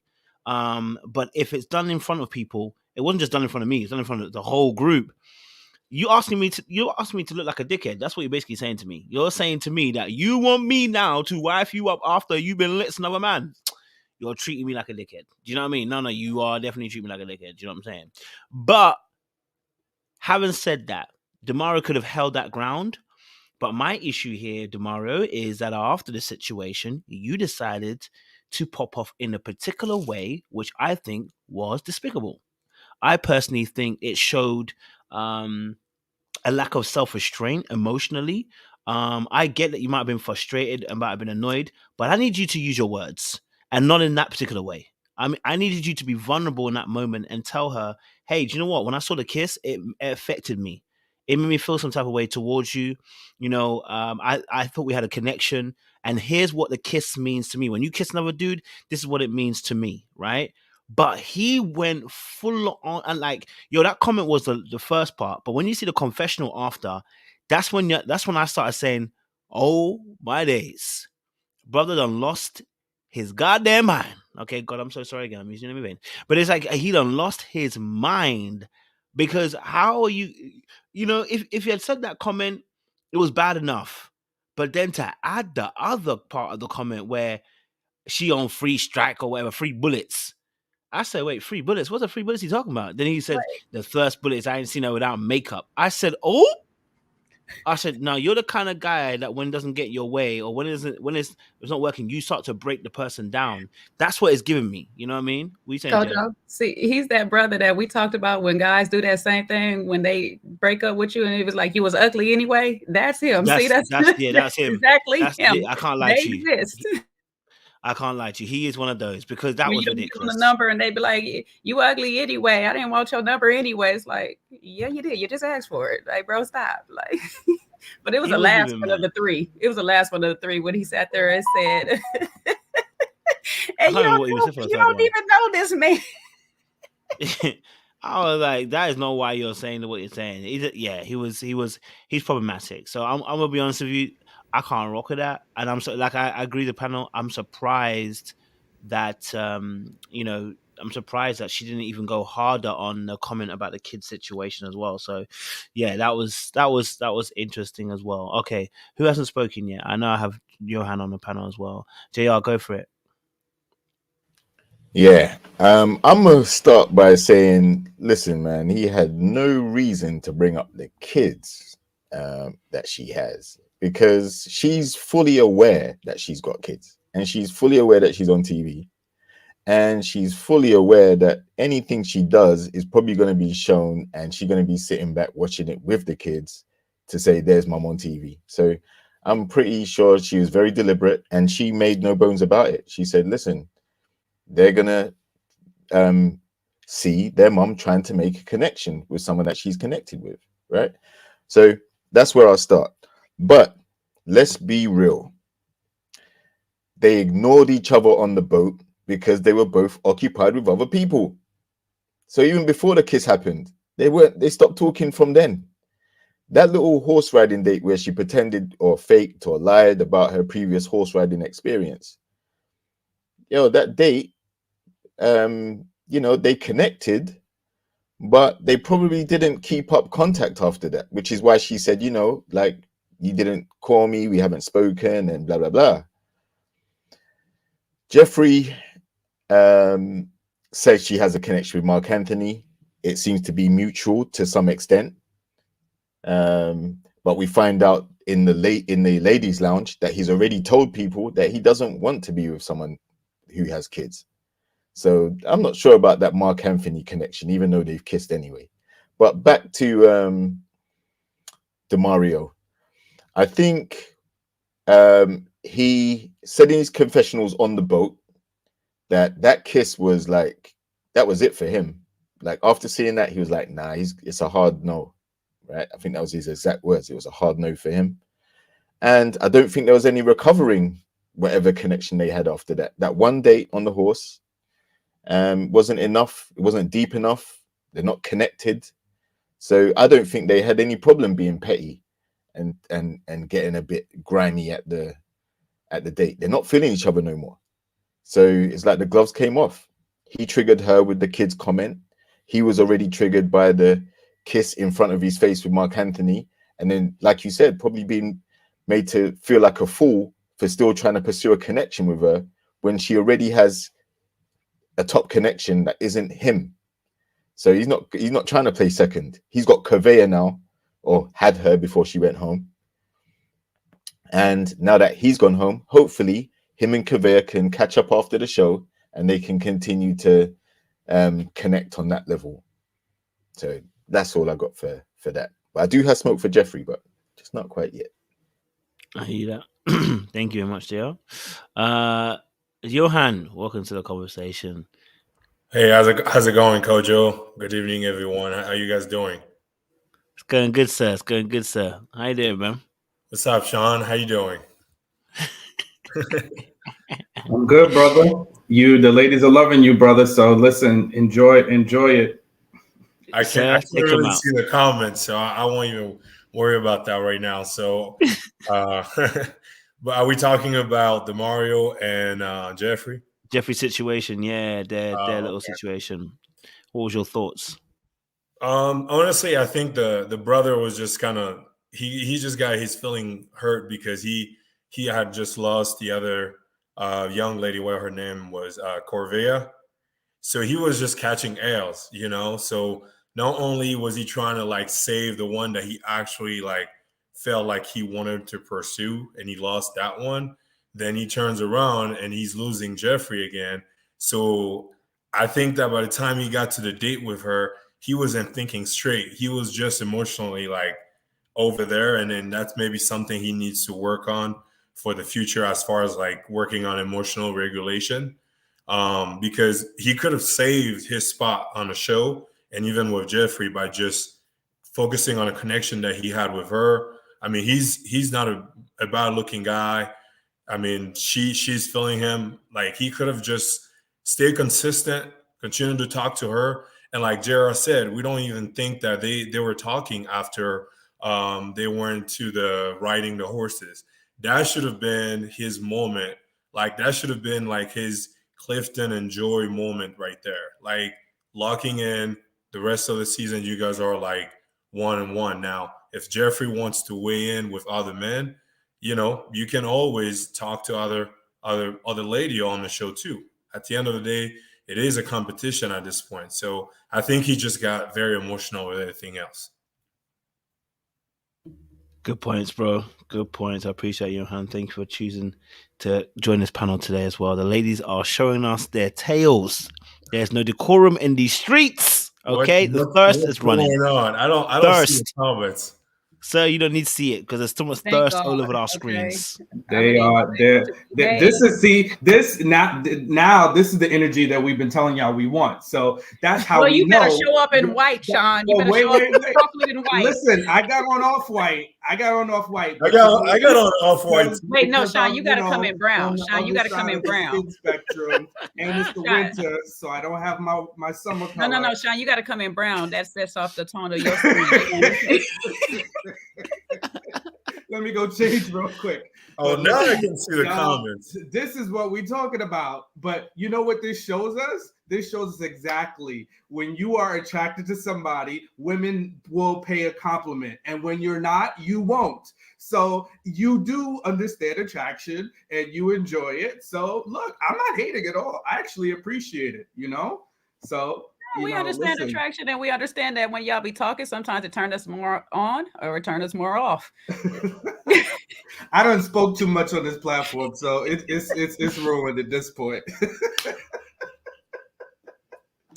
Listen, I'm definitely secure, and I can appreciate y'all appreciating, another brother. So please inundate him with the love. Send some, give him your Cash App, Johan. So they can. Yeah, they're gonna be trying to write their number and the amount of money they send them. You need to put your cash up, underneath your name, bro. Give them your IG, your Facebook. You need to put your cash up underneath your name, sir. Well, I'm gonna edit my my description so I can add my Instagram on there. There you go. I don't know my Cash App, but I put my Instagram on there. So if anybody wants to follow me out, I always follow back. This man is brave. I'm sorry. This chat. Oh, that's right. Thanks, man. I don't know about that. That's right. No. And let me shut up because I might be blocking for your future somebody out there. So, bro, they got water. They got wet emojis, watermarks all next to your name, bro. You getting the ladies moist. Are we getting back to the show, guys? I love it. I love it. Chat. Bump on. They ready to love our little black book. Like ready to bust. We need more men on this panel. Yeah, right. I'm about to be like Jefferi. The ladies are thirsty in here. No. No, I appreciate it, bro. We have to show you a bit of love. We have to show you a bit of love to you, bro. Yeah, I appreciate it. It means a lot to me, honestly. All the compliments and the love and everything else. That's for me. It's coming on a platform like this, being able to interact with you guys. It means a lot to me because I'm a fan of the show, but I also love the conversation that the platform is bringing, which is like healthy communication between Black men and Black women, where we can all reconcile as far as Black love and really establishing our expectations. So there's more Black families out there, because that's how we can fix our community. And for me, now being American, being able to come on here and exchange with everybody else, it means a lot to me, because at the end of the day, we all Black, we all want this thing to move forward. And I really enjoy conversation like this. So thanks for having me again. What's your origin all from? Right. So I'm originally from Gabon. It's West Central Africa. It's south from Cameroon, and we are a French colony. So my accent is French. Congratulations on your inauguration into this place. Into the panel. You know what, guys? You know what? JR, yeah, bye. Yeah, Sean, bye. Yeah, Kojo, you know what? What are you doing? Yo. All right, so we're moving on to the next couple now. What's going on? I don't know what happened. Johan, and we are going to auction Johan off. After that speech, we're not needed. Okay, we're not needed anymore. Where's Sean? Where's Sean? The men bag. Stop it. Yo, where did you go? In fact, let me do this. So put the yeah. Hey. There we go. Yeah. All right, cool. Sorry. Take us off. Take the ladies off because they don't want to see us no more. Look. Yeah, I had to make it shine an example. So who hasn't spoken? I know there's one more person that's spoken. Sean, is it you? Have we not spoken about DeMario and Jefferi? Go for it. Yeah, I don't know. I don't think there's anything much that I can say that anyone's going to care to hear after, all the Johan, but I'll give it a shot.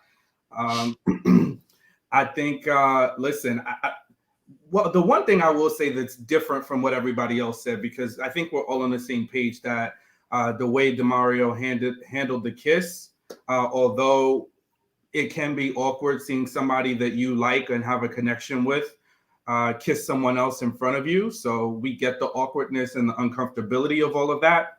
However, when you are an adult and you're grown, you don't just fly off the handle and just say insensitive, rude things to someone. So listen, I'm not the biggest Jefferi fan, but I got to say she handled herself pretty well in light of the situation. But the one thing that kind of aggravated me is that expression, oh, you wasn't applying the pressure. Like, take that pressure. What is that? I can't stand that terminology. It really aggravates me. In dating, we shouldn't be applying pressure to anybody in any way. We should be getting to know someone and show interest. So if you mean he wasn't showing interest, if you mean that he wasn't giving you the indication that you were interested, but that to me doesn't make sense because she said he was in her top. So had his communication fallen off? What really happened? Because don't tell me about no pressure. All right, don't tell me about no pressure. Because you sound like city girls up when you start talking that foolishness. So that's my thought on that. But again, I got to say she handled herself well. Don't talk about her kids. Don't talk about what her kids would think. That's none of your concern. You should be concerned about you. And if you were upset about the kiss, then you should let her know, hey, listen, I really liked you.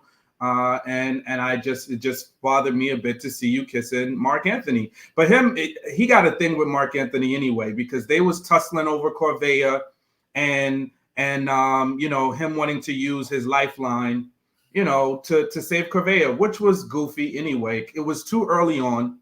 It was too soon to be trying to save Corvea. So I'm glad the other guys stepped up and said, no, we're not going to do that because it just doesn't make sense. And again, this confessional look with this blazer buttoned up while you're sitting down irks me. So I really want him to do better. Reach out to one of his fellow cast members, Demetrius, who can give him some style consultations, because it just completely irks my soul to see him sitting there bunched up with the buttons like hanging on for dear life. That's very annoying to me. And if you want to pursue a lady, right, and you're a grown man, you got to look like a grown man. And I mean, I'm not saying you need to wear fancy designer clothes, but whatever clothes you have should fit well, should look good on you. I'm big on that. And presentation is everything. So maybe that's why Jefferi didn't kiss him. Maybe that's why Mark Anthony got the kiss and he didn't. But seems like Corvea is still interested in him as she exited stage left. So he could go where he's welcome. Don't go where you're tolerated. Go where you're, whatever the expression is. She wants you. So go and follow behind her and see where that leads you. My thoughts. Yeah, go for Can it. I just Go for add it. something quickly? There was just something that came to my mind. Before you go, Sophie had a mic open first. Sorry. Oh yeah, so go on, Sophie. Sorry. Oh, I didn't mean to. I'm sorry. I did not mean Oh, to. okay. Yeah, I'll go for it. Sorry. Yeah, I was just gonna say, right? Like, so she's saying that DeMario didn't add enough pressure, right? Now we've seen that DeMario can kind of I won't say he's controlling, right? But he's done some things on some of the previous episodes where it was like, he's kind of got too much to say about certain things, right? But yet she hates Blake for apparently applying pressure when they first started interacting from the mixer, right? Because that's the only interaction that they've had, like the mixer. So she went and blabbed about, he's controlling, he's da-da-da-da-da. But she hasn't had that same energy for DeMario, even though DeMario seems to be somewhat possessive by what we've seen. The kiss, but previously as well, like he's just said a few things where it's just like, he's kind of like very judgmental.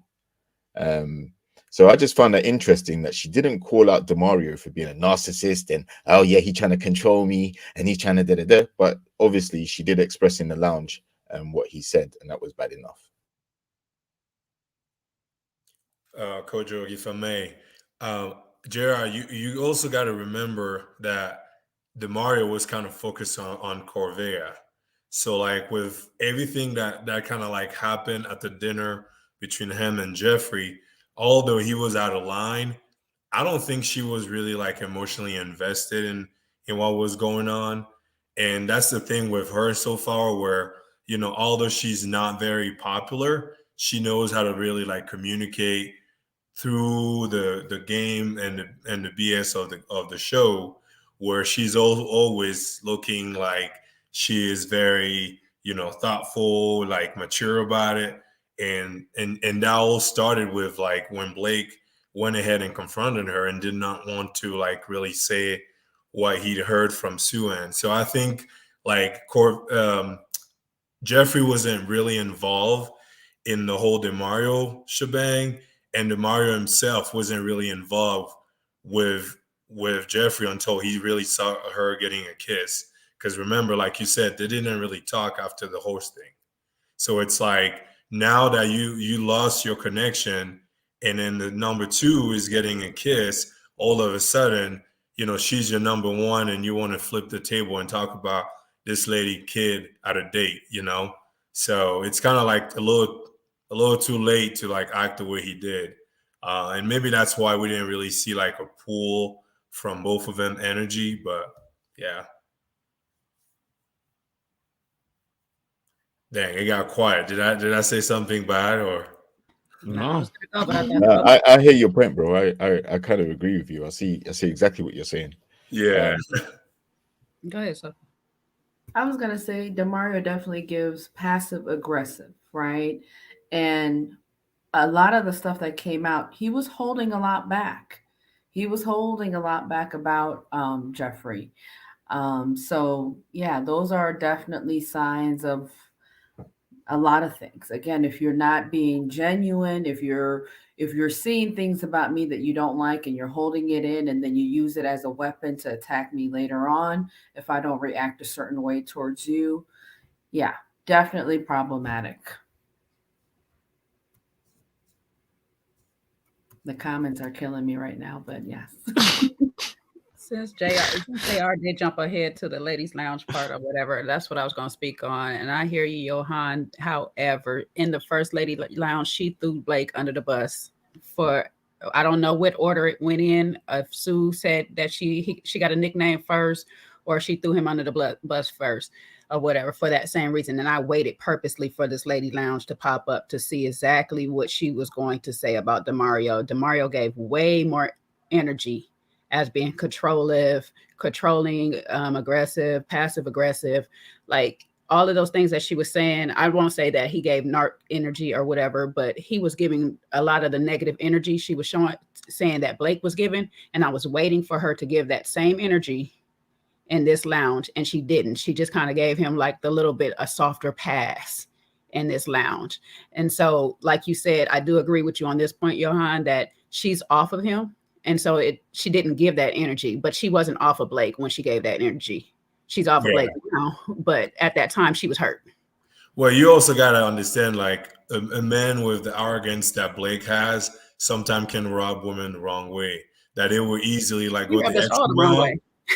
Well, you know, so like they would just go that one extra mile just so they can get the upper hand, hurt you or put you in a position just because you be acting a little like, you know, you're too good, you know.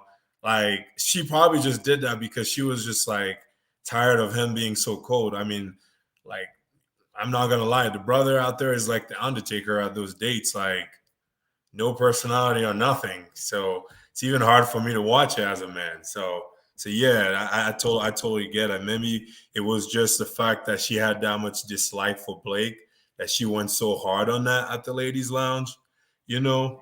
But I would like to say this, like, I think she did actually genuinely like him, and that she felt that she was his only option at the time. And then when it didn't happen that way for her, you know, I think it just crossed her the wrong way, and she was off of him. She's off of people like, that's you true. do something wrong, she off of you. So we'll see. We don't know her top connection. Yeah, like right now she say Mark Anthony, but then I seen her face a couple of times He don't want a woman with kids. So like that took her for shock too. So I'm like, okay, you I'll get to it later when we get there.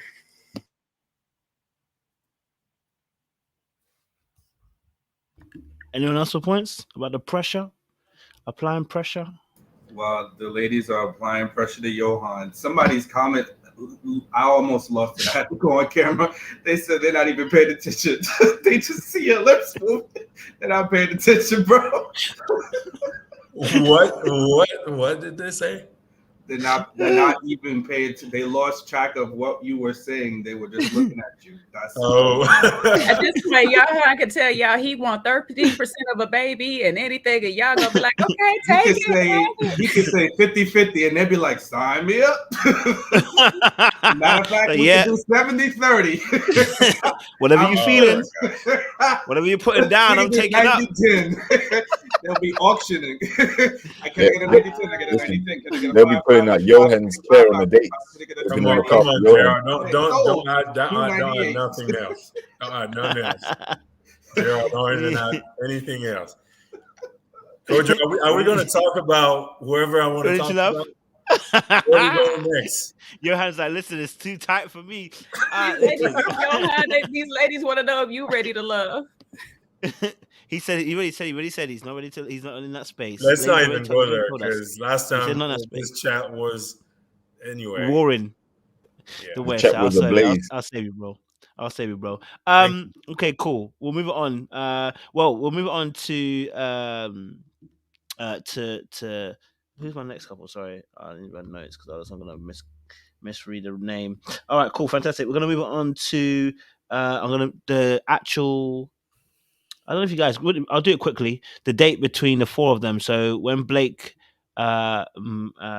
Marcy had their little date, just want to quickly get you guys' thoughts on that as well. What you guys saw, what you gleaned from that situation as well. Let's play a little clip and we'll have a little conversation. Beautiful. The only thing missing from Blue artwork was me. I'm so jealous. Yours is 3D, and it just came to me. I was like, wait a minute, it's. Yeah, so I was confused by first of all by Marcia because I think the audience was trying to convince me that she ain't feeling him. That's why she has a shitty attitude. Excuse my French. So they tried to convince me that the attitude was poor because she ain't feeling him. But she told us quite clearly there and then she be feeling a little blue. Okay, so I want to get you guys' thoughts on the date. What you guys saw. You can talk about Jeffrey, you can talk about Blue and Marcia, but let's focus on Blue and Marcia first and your thoughts on that, and then we can branch off to Jeffrey and Blake's kind of beef in between that time. What was you guys' thoughts on Blue and Marcia? I want to get your thoughts on that. Okay, Blue and Marcia. Johan, your mic's already open, so you can go first. Go for it. Blue and Marcia, sir.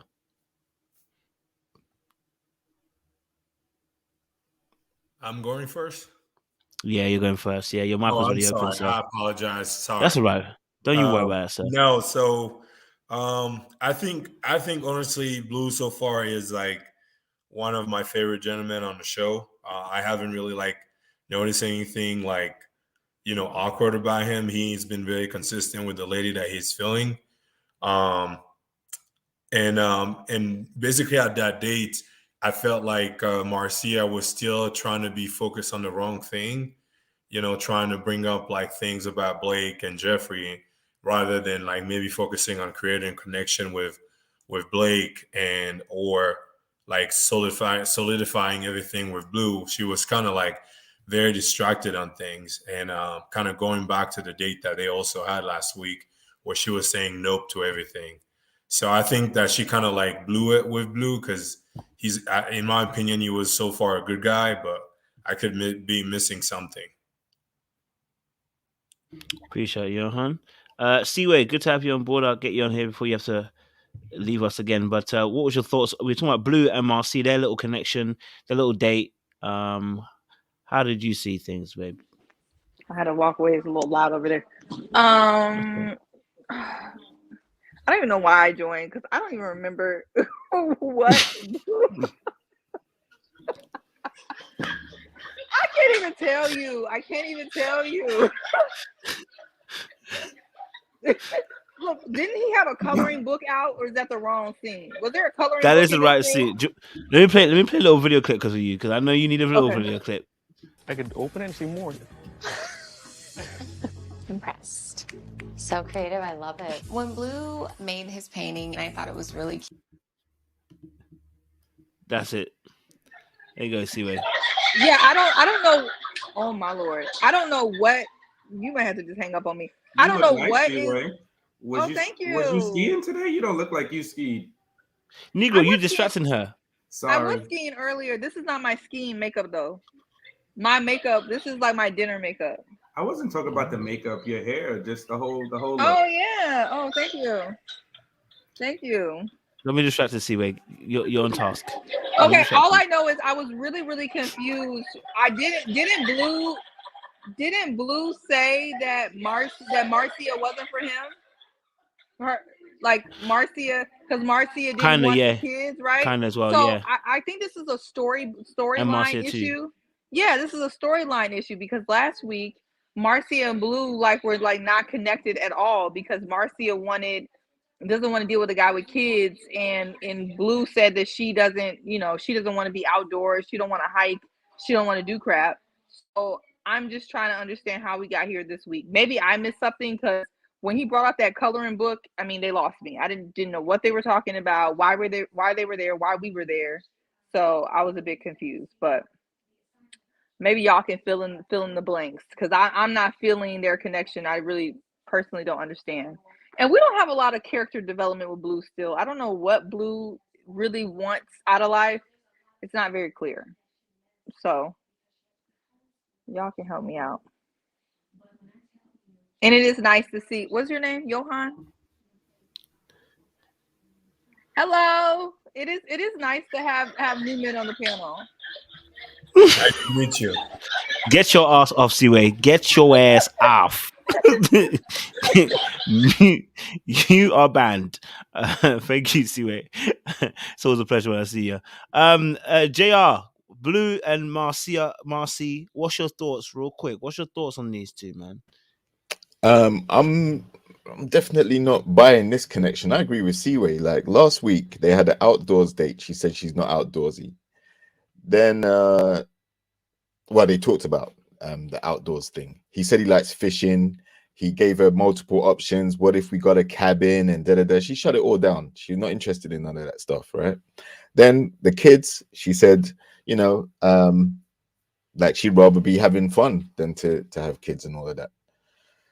So for me, I mean, I can't recall anybody picking Marcia as a top connection, and I don't recall her going on any other dates other than with Blue. She went on one with Lyndon. Remember? I think he tried to kiss her, right? Yeah.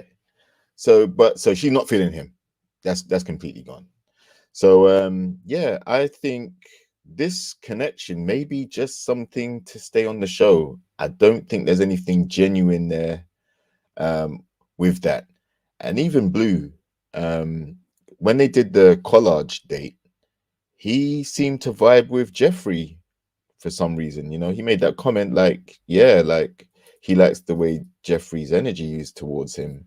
So I'm not sure how his connection with Marcia has grown like that, to be honest. I haven't seen it. Maybe they're talking off the show, or they're going on dates that haven't been shown.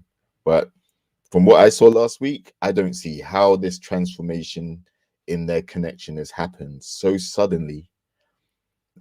Because he's still the same outdoors guy. His collage was all about fishing and all types of seaside beach type things, and she was really cooing over it.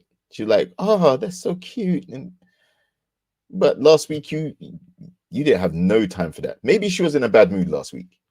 I'll give her the benefit of the doubt. Maybe something was up with her last week, but this time she's a bit more endearing to what he has to offer. But I'm not sold at all on this one.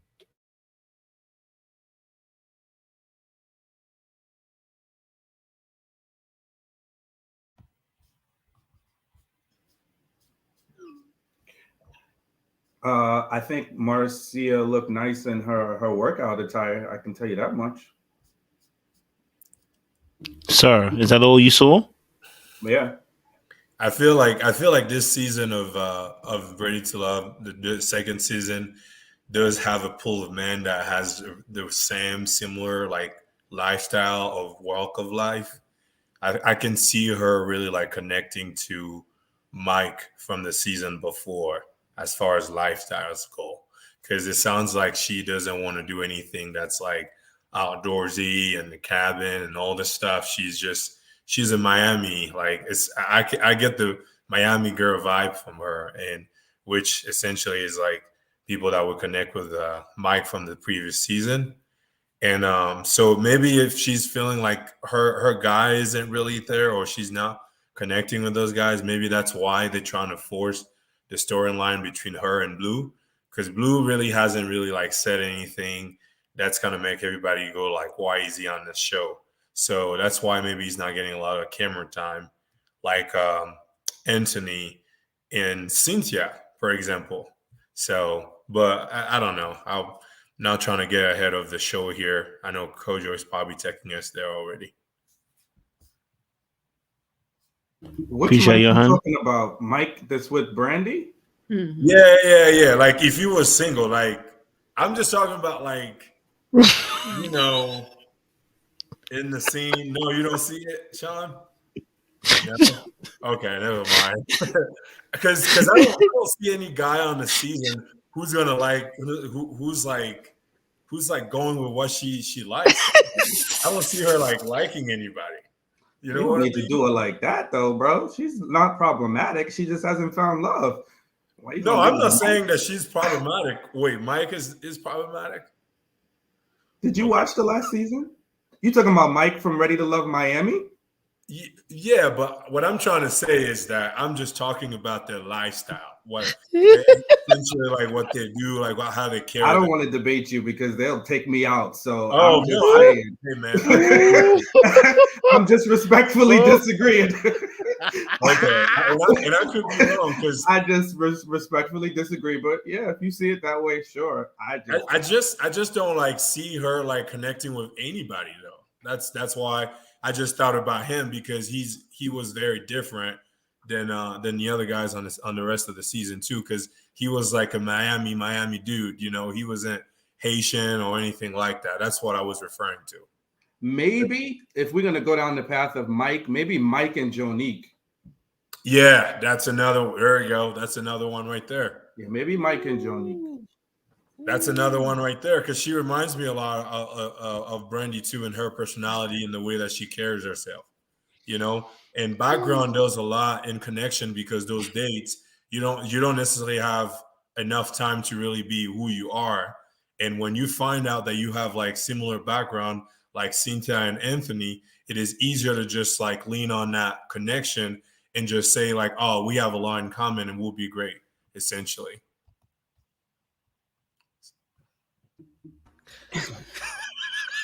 But sorry, listen, I'm just choosing my words wisely. So come on, man. Okay, can we circle it back to these two real quick? I'll lose the little followers I got. They'll be like, wait. What is controversial about what he's saying? What am I missing? It's nothing controversial about it. I'm just saying. It's just the audience is just hilarious, man. The audience is just So- right now. That's so what I'm basically- saying. Are they even listening to what he's saying? They're listening, and No, they're not listening. they're listening, but they're forgiving in the process of They're listening. lip reading. Let me That's just the problem. rephrase Lip this reading. before anybody. Rephrase it, yes, Johan, because they Okay. said We just need to do our one. version of Kendra's look. What's your zodiac sign? What is your date of birth? No. See, wait, no. Turn her mic off. No, Turn her hold mic on, off, hold on, please. Seaway. So, Sean, what I was saying is from their background, as far as living in Miami and being African American living in Miami, in the way that she has been expressing herself on dates, I saw Mike connecting with ladies on his season that were kind of vibing the same way. Now, I'm not saying Mike was the perfect guy for her. What I'm just saying is, if he was on this season, they more than likely would have been hitting it off based on how they both carry themselves. I'm not trying to say nobody's bad, just saying from a background perspective. Now, who the man is, whatever, I don't even want to go there. So that's what it was. You advocating for the people. Seaway the advocate. Yes, I'm trying to help. She's being Susu today. Cece. She's Cece. But I'm realizing I picked the wrong example. So I think so, and it's okay. I get where you're coming from, but I think as we kind of dove into Mike last season, he just was a little problematic, you know. So we're just not wishing him on Marcy, because I just feel like although her match is not here, and I just don't think she deserves probably somebody a little nicer, gentler. You know, he's a little rough around the edges. So that's just my thoughts. Yeah, I agree. I was. Stand in your toxicity, King. Stand in your toxicity. Don't let them break you, okay? Don't let them break you, sir. Tojo, it's not a debate. It's a difference of opinion. You just want to clip and before you know it. I just want him to stand in this toxicity. I said it already. They're gonna get him eventually. You can keep it up, but you're gonna join this salsa. Don't hate on him. Let him get his moment. Let him have the halo effect, Kojo. No matter how cute you are, they gonna get you. Kojo wants the ladies to get pissed, and then that's what's gonna That's why Kojo wants him to keep talking, because it's not working the way he wanted it to work. It ain't working as fast. They still with him. They still riding with him. They just let him have a good. They already said strike one for him. They already said strike one. So I said, you gonna join my team. You're gonna join my team where you don't care anymore. Okay, you're gonna join that team. Okay, don't be sugarcoating that. You can't be petty like that. Okay, so I already got a strike one. So I want him to come to the other side where he don't care. If you choose to fight with these girls, they're gonna take you out. Okay, they're gonna take you out. You need to just be strict down the line. You know what I mean? All right, cool. No, I'm playing with you. But okay. So who hasn't spoken? Sorry, I haven't asked him. Who hasn't spoken yet? I just want to say real quick, just on these two. This is what happens when you kind of shoot yourself in the foot, talking too much the first time, because this is Marcia from last week, talking so much, saying that she don't want this, she don't want that, she's not gonna do this, she's not gonna do that. But this week, this man said on his little collage, "Oh, I like to take trips and go there," and it's like, oh yeah, like girl, you shouldn't have gave him all those do's, don'ts, and all that. You ain't gonna do this list last week, and you might still be on his friends fly free list with him. But he already written you off. He just hasn't said it. And this is another case where sometimes we men and women have to tell that person, I have friend zoned you. Okay, because now she's gonna sit here and ride in this friend zone trying to get her way back in, and he off over here looking at Jefferi as an option now. So I really didn't understand this production produced date to the start, just to have Jefferi and Blake be in the same room together for whatever reason, because basically Blue has written Marcy off, unfortunately for her. She just don't know it yet. She really just don't know it. And, you know, that I don't know how she didn't pick it up half the clues, because he really wasn't really looking at her. He was being polite, though. I did pay attention to the fact that even though Jefferi was trying to show him her thing and keep drawing his attention, he was looking around and down and stuff, at least from what the camera has shown us. So he was not trying to be super rude, but he's off of Marcy already. So we have to just move on. Thank you, Jay. Appreciate it. Who else hasn't spoken? Sorry, I lost the account. Who hasn't spoken on this? Bree, I haven't heard you on Blue and Marcy connection. Oh yeah, I was going to say the same thing Jay said. Yeah, when you talk too much in the beginning, then you kind of find out there's more layers to someone, and you find out, oh, okay, there's some things I like about you. Okay, you like doing that. And so now it's kind of too late, because it's kind of like, well, you don't like doing anything, so you're just not my top contender anymore. So it's kind of sucks for her, but he's just not feeling her. So that's too bad. I think she does has an interest. It piqued her interest about his other things that he likes to do, but it's kind of too late. As far as him and Jefferi, I'm trying to remember. I mean, did she give him a compliment oh, that's really cool, you like to, with his little collage thing? And so maybe he feels like, oh, she may have an interest in me because I know he's attracted to her.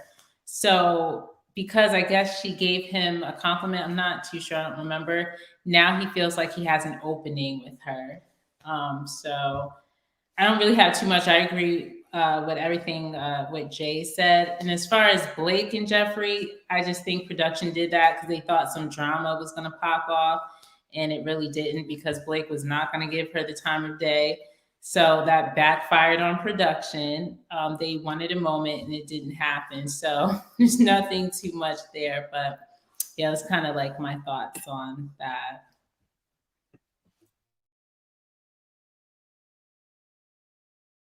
Thank you for that, Bree, as well. Appreciate it. So, have you spoken on Blue and Marcia? No, I haven't. I think both Blue and Marcia have not found somebody on the show. So maybe this was a way for them to stay on, especially for Marcia, because again, 1 minute she's liking this, the next minute she's not. Maybe Blue is a safe place to land and also will keep her on the show a little longer. I feel the same way about Blue. I don't think he's found a genuine connection. He's looking. He might think that people are, interesting and attractive, and maybe might be leaning towards Jefferi a little bit, but I don't think it's anything serious. I think it's just, we're here. We might as well get the air time that we have and keep it moving. Blue did say that, and Marcia said Blue is a good vibe. That is one thing that she commented. And Jefferi commented and said Blue is open for possibilities because he had that door on his collage. I thought that was nice, actually. His collage was probably the best out of all of them. But again, maybe it might be too late. I don't think Blue or Marcia have found someone. They might be sticking around just to kind of remain on the show. They might be pushed by production to stay. That's my opinion. Good points. Anyone else want to add on this part, Blue and Marcia? If not, I'll flip it to Blake and Jefferi. Part of it, trying to prod him to say something. Okay, we'll switch to her trying to prod him. Okay, her trying to trigger. Let's put this here. See, wait, what? You okay? You said something to me? No, it's the way you just popped up on the screen like this. That's why. I was trying to come back on camera. I was telling the people I'm around they have too much going on, and and then they just said something back, and that made me laugh right when I came on camera. I'm sorry, that's what happened. I ain't even mad at it. To my obviously Blake and Jefferi, her trying to, I guess, trigger him. I want to get a little clip for you guys, so you guys can actually see here for you guys as well. So let's just bring this clip up for you guys. Here we go. Never had any. Displayed grace and class, and whatever happened is in the past. But I just think people have rights to choose if they want to deal with someone or not. Yes, it's just simple 100%. as that. Like, people have to move on. That's yeah, it. no, but you guys. I mean, old boy had moved on already. I don't know why she had to mention that. People needed a chance to move on. Old boy said he don't want to talk about it no more. So what do you want to move on from? Like he moved on from you a long time ago. So want to get you guys' perspective on this. This was Jefferi trying to trigger Blake. Do you agree with that particular statement, or you disagree? What was your thoughts from that as well? I see a couple of nods heads. Sophie was the first person I saw nod her head. So Sophie, you can go first. Thank you very much. Appreciate you. I think I was just agreeing with what you said. You said who was triggering who? I said that Jeff was trying to trigger Blake, but when you nodded your head, that was the first head I saw move. So you can go first for us. What's your thoughts on that? Do you agree, disagree? Let us know your thoughts. I do agree that they were definitely Marcia might have been set up by production, or maybe it was just her being messy or wanting to push this agenda. But they did want to bring that conversation back up between Blake and Jefferi. I think it's done. I think it's over with. Both parties are not, especially Blake, he's not going to feed into it. He said it very clearly that there's nothing more to say. I hate the fact that it got so ugly so fast. That's why I believe that there was so much that probably happened behind closed doors that we don't know about. They might have gotten together, or it might have been something very close, and then all of a sudden it fell apart. But yeah, I do agree. I think Marcia was pushing for some type of conversation between them, maybe a fight, maybe a resolution, and it didn't happen. Love that. So thank you very much. Jay, what's your thoughts? Because I saw you nod your head earlier on. Okay, Sean, I see you. Cream on cream, beige on beige. Exactly.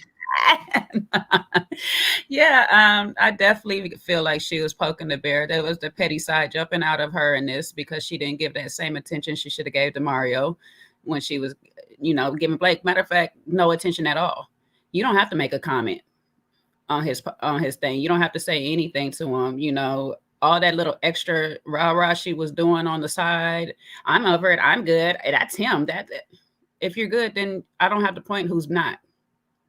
I'm good. I moved on.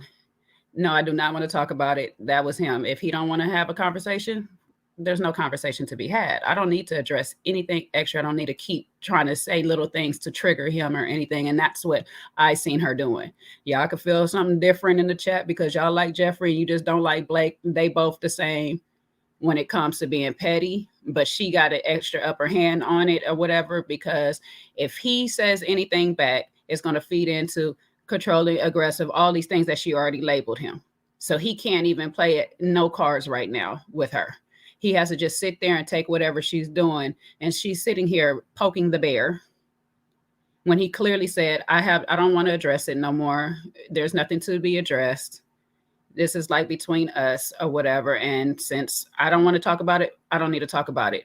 All that extra, all the way to the point where he shows his thing. Oh, it just looks like you're just about luxury and you're about this. Well, why does it matter to you? You're off this man. You don't want this man. So whatever he wants to be on, let him be on it. He only going to be on it by himself as far as you're concerned, right? Let him go. Yet you're so bothered being unbothered. I have never seen a more bothered, unbothered person in my life. And when I say this person is aggressively passive, that's what she is. She's not passive aggressive. She's aggressively passive. Because all you've been doing is trying to egg him on every chance you get, every time you're in his presence or whatever. And it is just like unbecoming of you. Now, this right here is where I would be like, well, how would you want your children to view you, whatever, on TV? Like, that might be when I might say address it like this. I ain't worried about you kissing who you kiss, because that's between you and God and whoever you kissing. But your behavior is a whole nother thing. And you bringing kids into the world, you want to set a better tone for them growing up. Now, if petty is your thing, because it's mine, rock on, sis, do your thing. But when you play petty games, you're going to get petty prizes in return. And not all of us can just stay on top of that. You know what I'm saying? Not all of us don't feel hurt from it. You got to be you got to be the type of person to play petty like this, where you don't have no feelings. And the reason why she looks like she's losing right now, which in my opinion she is because Blake no longer has no feelings to play with her no more. That's the problem with that pettiness. You have to have somebody to be petty back and forth with you. And when they stop doing that, you just looking foolish. And that's what she's doing right now. So I would advise, just stop altogether. Just don't bring him up. Don't address him. Don't pay him dust. That's what you feel he is. Just pay him dust. Pay him some dust. Like it. JR, what are you telling me, bro? Yeah, I gotta agree 100% with Jay. Listen, she already said she's not feeling him from the very first episode. We're now 5 episodes in, and she's still trying to provoke him. And the one good thing that I will say about Blake in this situation is that he sees what she's trying to do, and he's not rising to it and, trying to match that energy. When Marcia, you know, tried to start the conversation talking about the tension that was on the boat. Listen, it happened on the boat. You're not on the boat no more. You're on a different date. So why are you trying to dig that up for? Because that's a bit messy on Marcia's part, in my opinion. Like, it's not even anything to do with Marcia. So why should you need to know? And she doesn't particularly have a connection with Blake either. So it doesn't affect her in any way. So Marcia bringing it up was a bit messy. Probably producers asked her to do it. I don't know, because she looked kind of sheepish while she was doing it. But yeah, Jefferi needs to just get over this beef, whatever she has with Blake. She said in the ladies' lounge, listen, I had my experience with Blake and I tried to save the ladies from having a similar experience. That didn't work. All right, that didn't work. So then she's been in the ladies' lounge since then and said, oh, my connection with Blake, this is what she said to Sue-Ann. My connection with Blake is just what happened between me and him. It's like, if you want to go and investigate Blake and examine your connection with him, that's up to you. Don't bring me into it. So again, it's like double talk. Whatever her problem is with Blake, I think it may be something to do with, again, his affect, the way he comes across. I think there are some people who just come across as cocky or maybe up themselves a bit pompous, and that rubs people the wrong way to the point where they feel they need to bring them down a peg or two, or keep going at them, or try and out them for what they perceive the person to be like. And the more she does it, I agree with Jay, it makes her look, I won't say delusional, I won't say crazy, but it makes her look like she's a bit obsessed with the guy. The guy has taken his animosity or venom or whatever he had towards the situation at first. Sue-Ann's managed to talk it out of him, and you know, they've kind of come to a consensus that maybe Jefferi's doing too much for whatever reason, and they're both going to ignore that. But the way that Jefferi keeps on bringing him up is concerning, because if you've got all these other connections, you had DeMario, you had Mark Anthony, you say there's something with Blue. Why are you still talking about Blake then, who you already have eliminated from the first episode? So yeah, Jefferi, I'll be very surprised if she ain't packing her bags next week.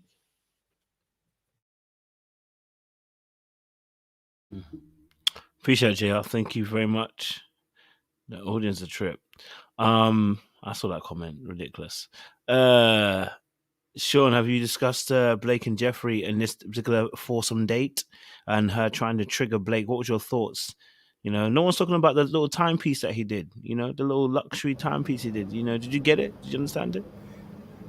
Yeah, I mean, it was kind of surface and just touches back on what Jay was talking about earlier, where you might not get a lot out of him. You know, he's more used to extracting information from folks.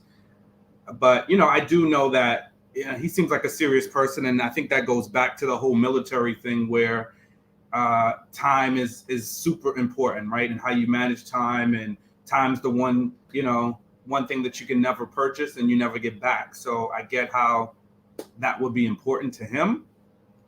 What I thought was very interesting is how Jefferi used that as a moment to nitpick and call him superficial, you know, like, and materialistic rather.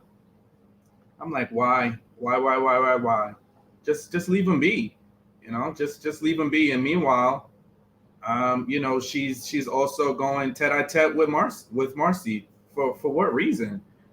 It's like she was just trying to make the peace at the end, and I think, like, again, this is just showing that she's a little feisty, a little combative, where, you know, Marcy's just seemed like she was just trying to keep the peace. And, like, you know, I'm glad we're able to, you know, just put everything away, and she got something to say. You know, it's like, just let it be, let it go.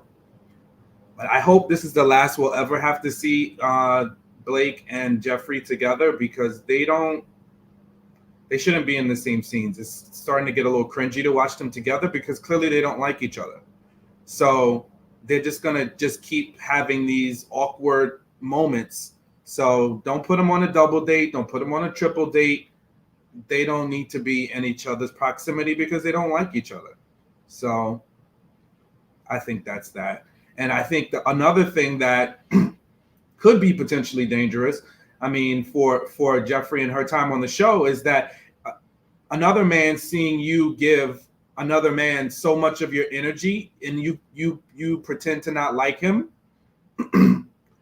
is, you know, it's just looking like you really do like him and there's tension there and you just are mad. So I don't think that's going to be good for her in the show. She needs to just move on from, if she really doesn't like him and she thinks he's a narcissist, she's got all these different terminologies. DeMario's Jekyll and Hyde, you know, and Blake is a narcissist, you know, who's somebody's going to be toxic coming up soon. You know, it's always something. And then it's circling around her. She's going to miss her blessings because it seems like Blue actually likes her. I don't know what he's seen, you know, but he actually likes her. So she needs to, you know, venture down a path where there's an interest and move on from Blake and let Blake and Susu, you know, do what they do. Not what they do. Not what they do. No pun intended, I guess. Bree? Jefferi trying to trigger Blake? Yeah, I think in a way she is. I'm not sure if she really likes him. I think she just wants to get a rise out of him. You know, sometimes you have people who like to argue, and I think Jefferi's kind of like that. I don't think it's so much she wants him. I think it's just, I just want to get a rise out of you because I just want to argue with you. Like, I really want to tell you off again. I feel like it's kind of like that. And because he ignores her, it's agitating her even more. Some people are like that. Like, if you ignore them, they get even more mad and they really want to start a fight with you. So that's what I kind of get from her. And Marcy, if anybody in the scene was annoying me more, it was Marcy, because it's like, can you just let it go and just drop it? And then she brought it up, I guess it was like twice or 3 times. And it's just like, they don't like each other. He said his piece. He doesn't want to talk about it. And that should be the end. So if anybody in that scene was annoying me, it was her. And probably production probably put her up to it, but still, she was annoying me with that. But with Jefferi and Blake, you know, Blake was very mature in the situation. So kudos to him for that. And Jefferi just kind of just needs to get over it and stop being combative and wanting to like argue with him. That's kind of just, you know, my opinion. I really don't think she wants him. I just think she's just pissed off that, you know, Sue went back and told him and he confronted her. And so now it's in her mind like, oh, see, I don't like this. So I really want to tell you off. But I haven't been able to because you didn't even tell me what you were mad at me for. So I think it's kind of like that. She probably wants to get it off her chest. But because he didn't really tell her why he was mad, she hasn't been able to yet. So that's kind of just like my opinion on it. Cheers, Bree. Thank you very much for that. Any other thoughts on Jeff trying to trigger Blake? Any other thoughts, guys? Any other thoughts? If not, I'll shift the convo away. Yep. Okay. Brilliant. Thank you. All right. Morgan and Tony. Morgan and Tony finally had their conversation, their little vibe. You know, they seem to be getting on quite fine, you know? So let's watch a little bit about their clip and discuss them. To see Morgan's waiting for me at the table. It's definitely going to be a day to remember. You look so handsome. You as well. It's too much for me. What's been going on? Work. What's been keeping me? So Morgan and Tony once more again, showing some good vibes, showing that they're on the same wave pattern. They end up kissing, I think, a little bit, or hugging a little bit towards the end as well. So there seems to be good energy coming from both Morgan and Tony. But I do want to just point this out. There was a comment made by Morgan once again talking about how everyone is on Tony. Now, I'm only pointing this out because she put a little video out on her page talking about how she's secure. But this is the 3rd time, sis. I love you, Morgan. You're a sweet looking woman. You understand? Sweet Sweet, sweet you look like. But out of the mouth, you keep talking about how he's got too many gal on him. This no can do. This is not secure. Just gonna be honest with you. This is not. It's not giving secure vibes, and that ain't editing. That's you consistently bringing that up in conversation with Tony about how he has too many women. And I think to myself, that ain't really secure. But I want to get you guys' thoughts. What's going on? What do you see from the Morgan and the Tony situation? Who would like to go first? You know how I'm going to pick it if you don't go first and open your mic. Oh, Johan moved his head. Johan, go for it. Thank you. I think they have a beautiful connection. I just hope that Tony can be consistent with her, so she doesn't have to like second guess herself with him. Because so far she's kind of like been a little bit like Cynthia and Jonique, meaning like really sharing their emotion, how they feel. I saw the whole post about her making sure that she was referring to Anthony and not Tony and confuse everybody about it. But at the end of the day, we know that she likes Tony and she just needs reassurance from him.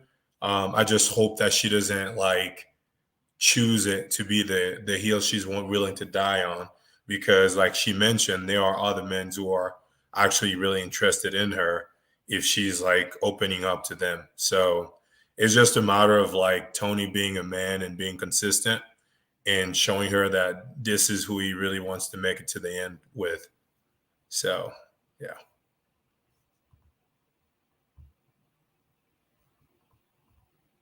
Sean, he got you listed as going next. Oh, I'm next? Okay. Sean. Sorry about that. Yeah, why you keep putting me behind Johan? This is this is why I had to change my shirt. So now this we go in between Sean there. I'm just object order in the court. No, in all seriousness, ultimately I think like I'm not sure if this connection is genuine, and I'm starting to see what everybody is talking about in terms of Tony and being kind of like performative. I don't know if that's it kind of looks like he might be performative a little bit not authentic, but I can't tell enough I just can't tell enough. But something in my gut tells me that he is just kind of faking it to make it. So that's what I think about that. I think Morgan is way too invested in Tony. She needs to spread her, spread herself a little bit. I don't mean that like that, but just like get to know some of the other guys in the process, because she's too invested in what he's doing and how many people are talking to him and all of this and that. I got it that she said this whole statement about, she was talking about Anthony, not Tony, whatever. But I think she does need to not get too invested, because Tony and his prayers are praying on some of the other ladies. So she needs to make sure that she is not missing another option here in the process. My thoughts. Y'all mind if I jump in while it's quiet? Go ahead. I just have a question. Why is Morgan allowed to talk to Lyndon and other people, but Tony can't talk to anyone? I was really confused, because on the episode, she was talking all about her different connections and how much she really likes Lyndon, which I don't know if I believe that. I'm kind of confused by that. And how she has other strong connections, but she's steady asking Tony about what he doing, who he's talking to, where he going, blah, blah, blah, blah. And I'm just confused why she can have connections and why he can't. I am in no way saying that Tony is like authentic or a good catch. I'm not saying none of that. But I just don't understand why every time they're on our screen, she's pressing him about what he's doing, but she's allowed to do whatever. And I think the real issue is that she's just back to what I said last week about playing games. I don't think she's actually checking for Lyndon. I don't think she's checking for any of these other connections. But every time they're on the screen, she's telling him that to like try to get his attention. But it's like that doesn't work. It's like when the girls be like, "It ain't your baby anyway," as a dig, and then try to like to get back at they baby daddy, and then they go through 2 more years of hell because of the things they said. These are just not games that you play if you're really serious. I understand what she's doing is not that extreme, But I feel like she's playing. I don't think she really has any connection with them, with those other people. But that's what she's saying. So Well, I'm confused. well, What see, day? in a way, I'm gonna say, like, I think that game worked up until she started questioning him again about everybody else again. We don't need to worry about everybody else, because here he is smiling and giving you all the sexual chemistry that you're looking for, the energy and the time that you're looking for. But now you're sharing that with other people because you're asking him about other people and his other connections, when we should be focusing on us right now. He's giving you what you asking for and what you wanted and what you played the game for. And now you're derailing it by bringing up these other ladies once again. And to her point of that whole Anthony comment, I think the part of the Anthony comment that was for Anthony and not Tony was the part where she was saying he's not showing attention, because in this, she says he gives me all the attention. He shows me a lot. I know he has connections with other ladies, but he shows me that I'm his top or whatever. So I do believe that when she says that part. Now, as far as the secure part, she said, I'm not so sure. Because like you said, Seaway, again, she's bringing up these other ladies. He's on a show to date other people. You're on a show to date other people in front of each other. So there's going to be other connections.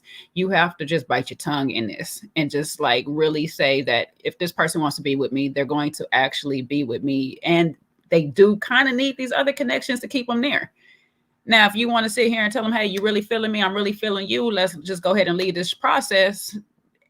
That's between production to figure out if they're going to keep us or not. Then let's ride out. But if you're not sure, which I don't think she's totally sure on where he stands, because I don't get totally sure from him in the first place. Yeah, you're going to have to just, I don't know, you're going to have to keep your emotions in check and just see if this man is really for you. Go ahead, Siwa. Yeah, because this is not like the rah-rah situation where he was playing games literally up into the final episode. This is still pretty early, and I think Tony is verbally giving her a lot of interest, at least. Or that could be the storyline that production is weaving.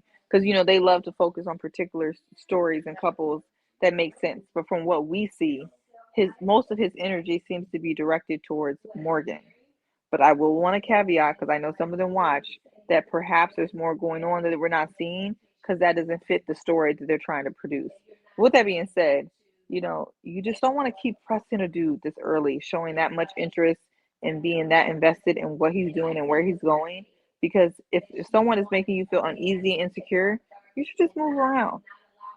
But the last 3 episodes they've been on our screen, she's asking him 50-11 questions. It's like, if you don't trust him, if your gut is telling you he ain't ish, you know what I mean?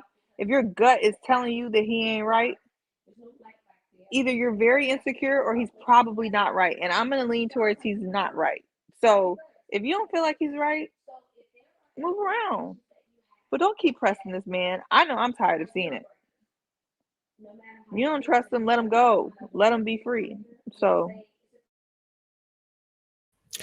Yeah, I kind of have a different take on it, right? Like when she's using words like I crave attention, or, you know, give me the attention that I crave. She said that last episode, right? It's so early in the process. Like, why do you need to crave attention like that?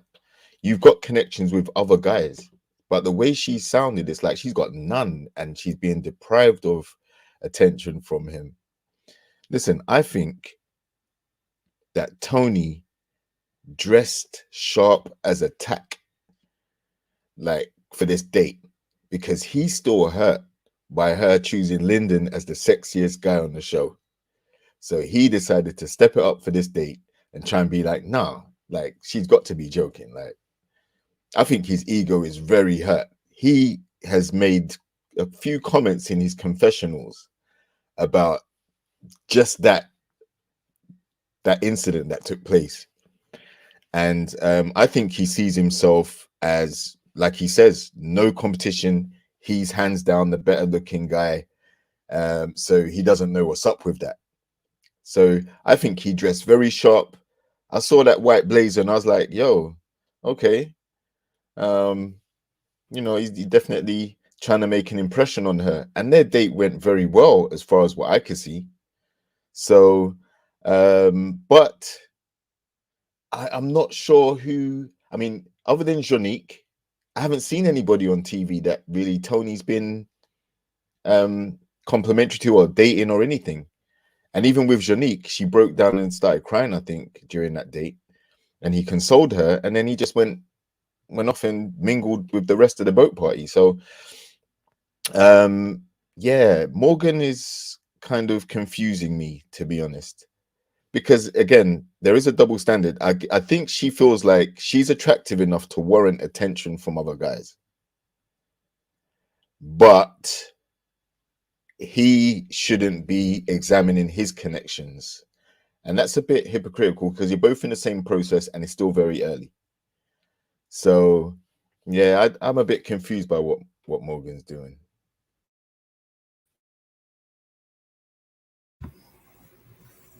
I agree. I think there's definite physical attraction here, right?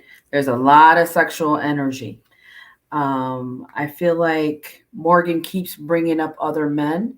It's like a power play. That's why I believe maybe something happened that we don't know about. But these two have kind of been at it for a while. There's definite physical attraction.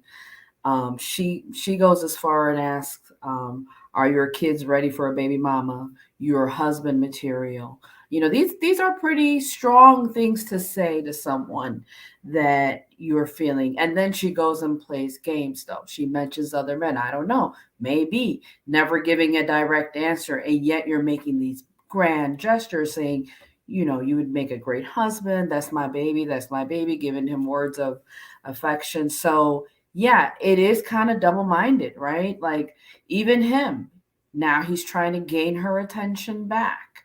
So I think these two have amazing physical chemistry, sexual energy, but their minds might not be compatible. Their characters might not be compatible. So their bodies are drawn to one another, but then their minds are at a whole different level. So you have to be careful not to let physical attraction guide and lead your relationships, because everything else is going to be, you're going to have to backtrack and like, hey, what about family? What about this? So what about that? I think a great analogy is like, do you have a front door to your bedroom? Is there a front door that leads to your bedroom? No. You have to come through the front first, right? You have to come through the front door, then the living room, then maybe the kitchen. So don't go straight to the physical. I think hopefully you're understanding that analogy is like there are steps to get there. But if you go straight to the bedroom, you have to backtrack and try to find out, like, what about, are we compatible in other ways? So maybe, I'm not saying that they slept together, but I think they're leading their physical attraction. That's leading their relationship right now. And there's definite power play. Yes. What if I have a studio or open concept?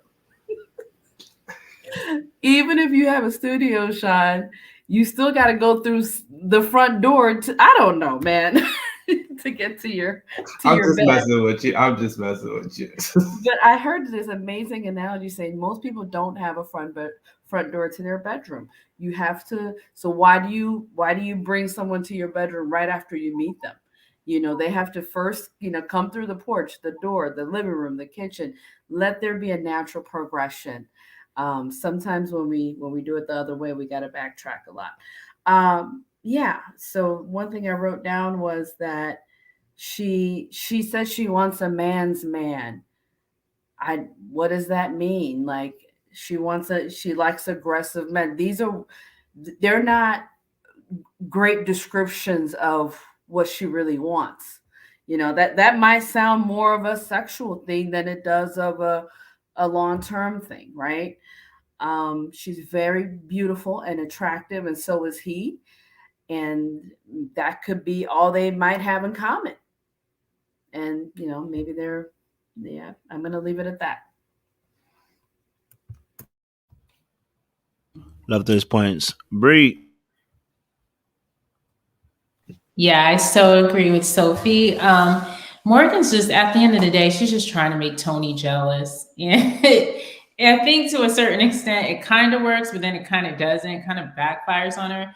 because she know darn well she doesn't like Lyndon like that. I mean, she may like his personality, he's real cool, but she's not feeling him like that. And for her to make those statements, like, I like Lyndon, Tony's like, okay, Am, but I'm gonna get this kiss. And he got his kiss. So he knows darn well he has her in the back palm of his hand. She can say what she wants all day, but her actions are showing, I want you, but I want you to want me more. And I want you to come after me. And he's not giving that to her. I mean, he knows full well what's going on. But like Sophie said, it's such a power dynamic. It's like a struggle between those two. It's kind of like, I want you to chase me. No, but I want you to chase me kind of thing. Instead of both of them coming together and telling each other how they really feel. I like you, you like me. I'm feeling you the most out of everybody. Let's see where this can go. But, I think they both have egos, and it's kind of like, I want to be the one in control of this. So that's how I kind of see it. I think it's like really immature in a way. And Tony needs to stop with his smooth talk, because I see right through it with him, and she just be falling for it. And it's just like, girl, like, come on, I need you to kind of, calm down with him a little bit. But it's funny to watch between them because I can see right through it.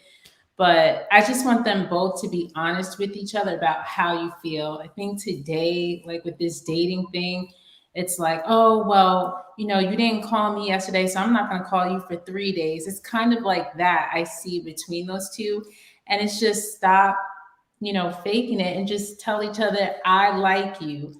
Do you like me? We like each other. Let's do this together. You know what I'm saying? So I think they just need to stop playing the games, and Morgan needs to stop trying to make him jealous, because it kind of works, but then it kind of doesn't. And he knows he has you, because if she played it right, she wouldn't have given him no kiss. She should have been like, didn't I tell you I like Lyndon? So I'm going to keep it cool right now. So I'm not giving you nothing. That's how she should have played him. But he already knows he has her. So that's kind of my opinion. And to add to that, what I would say also, Bree, is and Sophie, when she's referring to she wants a man's man, I believe she's just referring to like having Tony to assert his masculine energy around her, so Landon or the other guys know that, hey, this is his woman. We've seen on other season men essentially like choosing the woman publicly. I think maybe that's what she's referring to, since she is probably used to multiple men courting her, since she's a beautiful woman. So maybe that's where her position is coming from. And like you said, Bree, he's kind of like, well, I know I already got you. You just kind of trying to make me work here, and then he's not trying to do that. And and that's just to piggyback on what you guys were saying. Love the conversation. Love the conversation. Love that. Yeah, no, I love all the points that you guys made. I don't disagree with anything you guys said. I love the nuances that you guys brought. I think also with Morgan, what I saw is, I think with Morgan and Tony, I think Seaway said this last week, if you play games, you're going to end up getting dumb prizes. Like, because her mentioning Lyndon, it's quite interesting, because if you notice, her live that she did where the person cut the part of it, she mentions about how she had Anthony, right? Anthony, and Tony. Lyndon was never mentioned. So Lyndon ain't in the picture. Lyndon's a pawn. Okay, that is what he is. Okay, he's a pawn that she uses as a power leverage. And that's why I said earlier on that there is, when you play games, it's often an indication of how you feel, of how you protect your heart. And I always say this, that people who are emotionally, I would say emotionally avoidant, who are fearful avoidant, who are scared to get their heart broken, tend to play these type of games. And they tend to use what we call, they tend to try and level up the playing field with power. But the reality is, if she just kept it straight, she would actually expose Tony for what he is. Because if she just says, look, my position is, I want to be in a relationship, this is what I expect, and she stands on it, he either has to flex in or flex out. And you can actually spot it rather than playing the game, which we think we should do. Because when you play the game, it's like, oh, I got to make sure that you know that I ain't nothing to play with. No, sis, if you just didn't play a game at all, you'd actually be able to find out what he's on, because you would actually hold a certain position, meaning that you could see what he holds up as a mirror to you and your position. But when you're guarding your heart and you're fearful of being taken advantage of and you're scared, this is what you tend to try and do. So Lyndon ain't even in the picture. Lyndon is going to be as there as long as possible as she can use him for, to make sure that Tony knows she ain't the one. Like, don't think you're going to play me just because I've been church. Don't think I won't play some things on you, okay? And that's what she's bringing to the table. But the issue is the thing is she keeps mentioning his other interests. So what it's actually showing is insecurity. And this is why I say that if you're going to play the game, I'm going to have to be real with you. If you're going to play the game, you need to have A1 confidence, because it's these little things that other people who hunt notice about you. So you think you're putting out good energy, like, oh, I've got him around my finger. I've told him about another dude. And it was within 1 second, he shut it down and said, I don't want to hear about other guys on my date. Shut down, ting done. Then you mention the fact that, you know what, you got other girls. When you start mentioning you got other girls, it shows me insecurity rather than shows me confidence. Ladies, just want to let you know, if you want to go out there and play the game on dark arts, don't mention the other women. It's not important. In fact, if he mentions other women, you got to do what Tony did. I don't hear about them. I don't care. It's between what me and you do. You know what I'm saying? You got to have that level of confidence, because the moment you start addressing what other people are doing with that person, it says that your eye is actually more focused on what they're doing than what actually you two are actually doing. And that doesn't show a level of confidence. So that's why I said Morgan playing this game by mentioning Lyndon in the who's the top 3 people you actually like. You don't realize if he is a player, he done got you. Because you didn't start playing this game and slot machine and all that stuff and talking about how Lyndon is the sexiest guy here, and then you end up kissing the guy that's not the sexiest guy here. Can you deep what you just said? Deep what you actually just communicated. The sexiest guy that you think is in a room, you ain't kissed, but you kissed the other guy.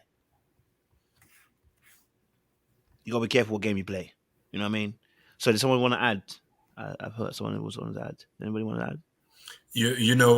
Kojo, the other day you said something that was really cool. You said only dogs jump through fences. So I feel like the game that Morgan is playing right now is, if she's trying to create like fences for Tony, if he's going all the way to the end with her, it may even like make him be turned off by her and not really like want her for who she is and just for the prize. So it's like they're both really at a stage where they're kind of playing with a good relationship that can be right there. Okay, so this is just for my ladies out there. If y'all ever want to play the dark arts, you have to understand this game is not set up for women. If you're playing this game, you have to continue to play all the way through. You cannot have your heart in it. You cannot have feelings in it. You're just playing to play and get your butt up out of it. When you are actually ready to sit down, like C-Way said last week, I know I was joking around or whatnot because I lived in dark arts for most of my life or whatever. So for me, it would be not a hard thing to do because I wouldn't be seeing him serious. I just don't see Tony serious, but she actually sees him serious. So this is not what she needs to be doing with this man. You have to be straight up with him and actually like be for real. Or if you don't see him serious, but you want him to feel like you see him serious, play. But if you can't turn your back once you start playing, you got to go full all the way into the end of it and understand you're playing possibly to lose.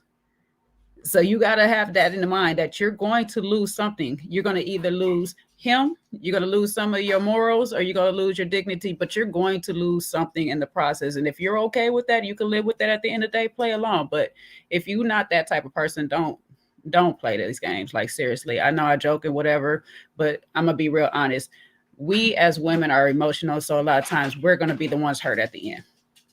So it's not set up for us. This game is not set up for us in that manner, in that capacity. You really have to have the mind of a gold digger. You have to have a mind of like a non-emotional person. Like, you got to get in, get out, do what you got to do, get what you got to get, leave there with something. As Kojo's meme says, you come in here to get something and get on about your way. The something is not always a relationship. Very, very so often you might end up in that. And that still might not even be the one you really want. And that's just real.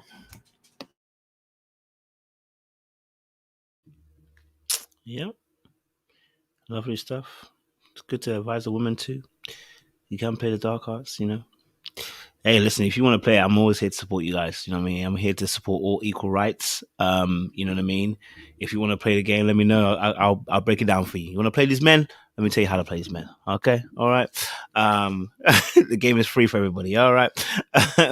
But no, I mean, I think that is a good point. I like I said, I saw Morgan and I think she's great. I think she's a beautiful woman, amazing. But we now haven't been in love before, and now we've got the games being played. It's smelling like situationships. That's what it's smelling like. It's smelling like history of situationships, and that's what's making. And I want to just say this to anybody as well, because like if you have a history of situationships, one of the biggest fears you probably end up having is that you're not sure if your discernment's on point. And I think that's where Morgan is. I think she's struggling to figure out whether her discernment's on point, whether this is the right guy for her. And you know what? Sometimes you just have to trust your gut, number one. But number two as well, if you don't have great discernment, I always say this, take some time out. Take some time out of dating and actually try to figure out what you actually need. And, what do I need to make a relationship work for me? You know what I mean? And then talk to people who are in healthy relationships or healthy marriages. You've got people around you, use them, because they'll be able to also advise you as well in terms of what's healthy, what's not healthy, what's working for them in their relationship. You can take what you need from those situations. But yeah, I can see how maybe potentially Morgan might end up in those situationships, because it takes a little bit of discernment. It takes a little bit of, opening your heart and being vulnerable.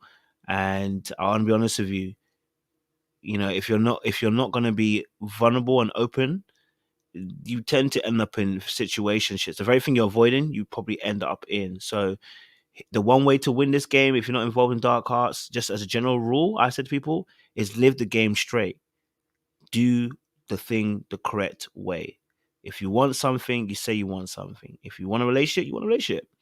And don't be afraid of them trying to play you, because the more straight you are, the easier it is to watch how they bend, because you have a straight line that you're going upon, and either they get on or they actually try to bend around your line. Then you can say, well, I'm sorry, that's I appreciate that, but that's not my standards. So don't be afraid to go straight. It sounds a bit weird, but don't be afraid to go on a straight and narrow, because that's how you actually spot people are actually bending and not actually trying to be on the same wavelength as you. It's when you start bending, that's when they start getting you. You know what I mean? Someone asked what dark arts is. So dark arts basically is, we talk about manipulation, talk about playing the game, we talk about control, influence, trying to have your way, basically. You know what I mean? You're trying to have your way. And what Morgan kind of did when she said Lyndon was her top pick in terms of being the most good looking, that was a form of dark arts. She was trying to manipulate the situation, right? She wanted to try and passively aggressively communicate a message to the other person to get them to be influenced to come to where she was. So that's what we talk about dark arts, right? So it's that aspect. So if you ever hear us say dark arts, that's what we mean. It's, someone said mental games, love it. Yeah, that kind of stuff. It's playing the game. All right, cool. I think we've got one more thing. My notes here, so we can move on to the next one, because we've almost come to that 3-hour mark, so I don't want to go beyond that too much. Okay, let's see. Okay. Yes, cool, fantastic. Let's quickly talk about obviously Jefferi and Mark Anthony really briefly, because Mark Anthony, I did not know that Mark Anthony had already told someone he didn't want their kids, and yet Jefferi and Mark Anthony are getting along, and I'm confused because Jefferi was going on like Mark Anthony's one of her top picks. Baby, what's going on? So I want to quickly just get you guys' thoughts on that as well. What's you guys' thoughts on Mark Anthony, Jefferi situation? He didn't want kids with other women. I think that was Cynthia who brought it up. And then Jefferi was just sitting there quietly like, Like I'm gonna mind my own goddamn business because our conversation, he told me he gonna want some kids. So yeah, what's your thoughts to that? You know, what's your thoughts to that? You don't have to all contribute. It's kind of like a side off topic, but you know, I found it very ironic and extremely hilarious that you're sending off all your potentials or whatnot. But on the serious things, Jefferi aside, we do this a lot in dating, where we just sit here and throw off good people because we don't agree one time, or we don't like this feature about them, or this, that, and the third. But this one person that just looks aesthetically pleasing to our eye, we'll give them all the time of day and ignore all the red flags. Your kids, somebody not accepting your kids, not one of your kids, that's a red flag. I'm sorry. Okay, you're technically a package. So the fact that this man is sitting here and kind of just gave you a whole story instead of a yes to being a stepdaddy, then have told apparently more than one woman, because Sue Ann had mentioned it earlier, and then Cynthia come back in the thing and confirm that he don't want to date a woman with kids. So what are we doing? What are we doing? So we just so pressed on getting back at some other people that we're just gonna pick bad choices for ourselves. This is what I say, when you playing these petty games, you win petty prizes, because now you got a man that don't really want you for the long haul. Let's be for real. We already knew it in the already, but really he don't want you in the long haul because he don't want to date a woman with kids. All that energy. Go ahead, Sophie. I'm just gonna say all that energy though, that was crazy. Yeah, maybe I agree with you, Jay. I think maybe she thinks she can convince him because there's such an attraction right now. He's really feeling her. She's like, okay, I can, I'm very interested in him, and maybe I can convince him later on the line that he could be a good stepdaddy. Again, not a good move, not a genuine, honest move, but that could be in the back of her mind. The way Jefferi moves, you never know what she's thinking. She does. She seems to have a very quiet, controlling spirit, and yet, yeah, she's feeling Mark Anthony. She's seeing all the red flags, and she's still going to go for it because some women do believe that they can convince a man, and vice versa. A man can feel like he can change her mind, or so that's what I'm thinking. I'm thinking she's still going forward with him, thinking that she can change his mind later on. And see, I know you weren't here, Sophie. I don't know, maybe you were in the chat on Thursday, but the men had a big debate going on. I'm not about to throw anybody in it, but they had a big debate going on about people wanting kids and not wanting kids. Men and women that want their own kids, just stick to that. Because if you don't want to deal with somebody else's kids, there's no point of wasting everybody's time, especially a mother's time, because she has her kids to deal with. Don't do it. If you just want some cooch, then just tell her that, because more than likely on the low, she'll probably give it to you and keep it pushing while she's in the process of looking for that person that she really wants. And if this man is not giving you a definite, yes, I will come in and take responsibility of, being the kid's father, stop wasting your own time if that's not what you're looking for. If you want just a good time, then fine. We could stop all the extra conversation and we could just go do what we got to do. We're grown. But we don't have to entertain each other on some other stuff. And that's what this problem is right now. You're wasting your time, yet you want to talk about how Blake is just wasted time. Another wasted time with Blake.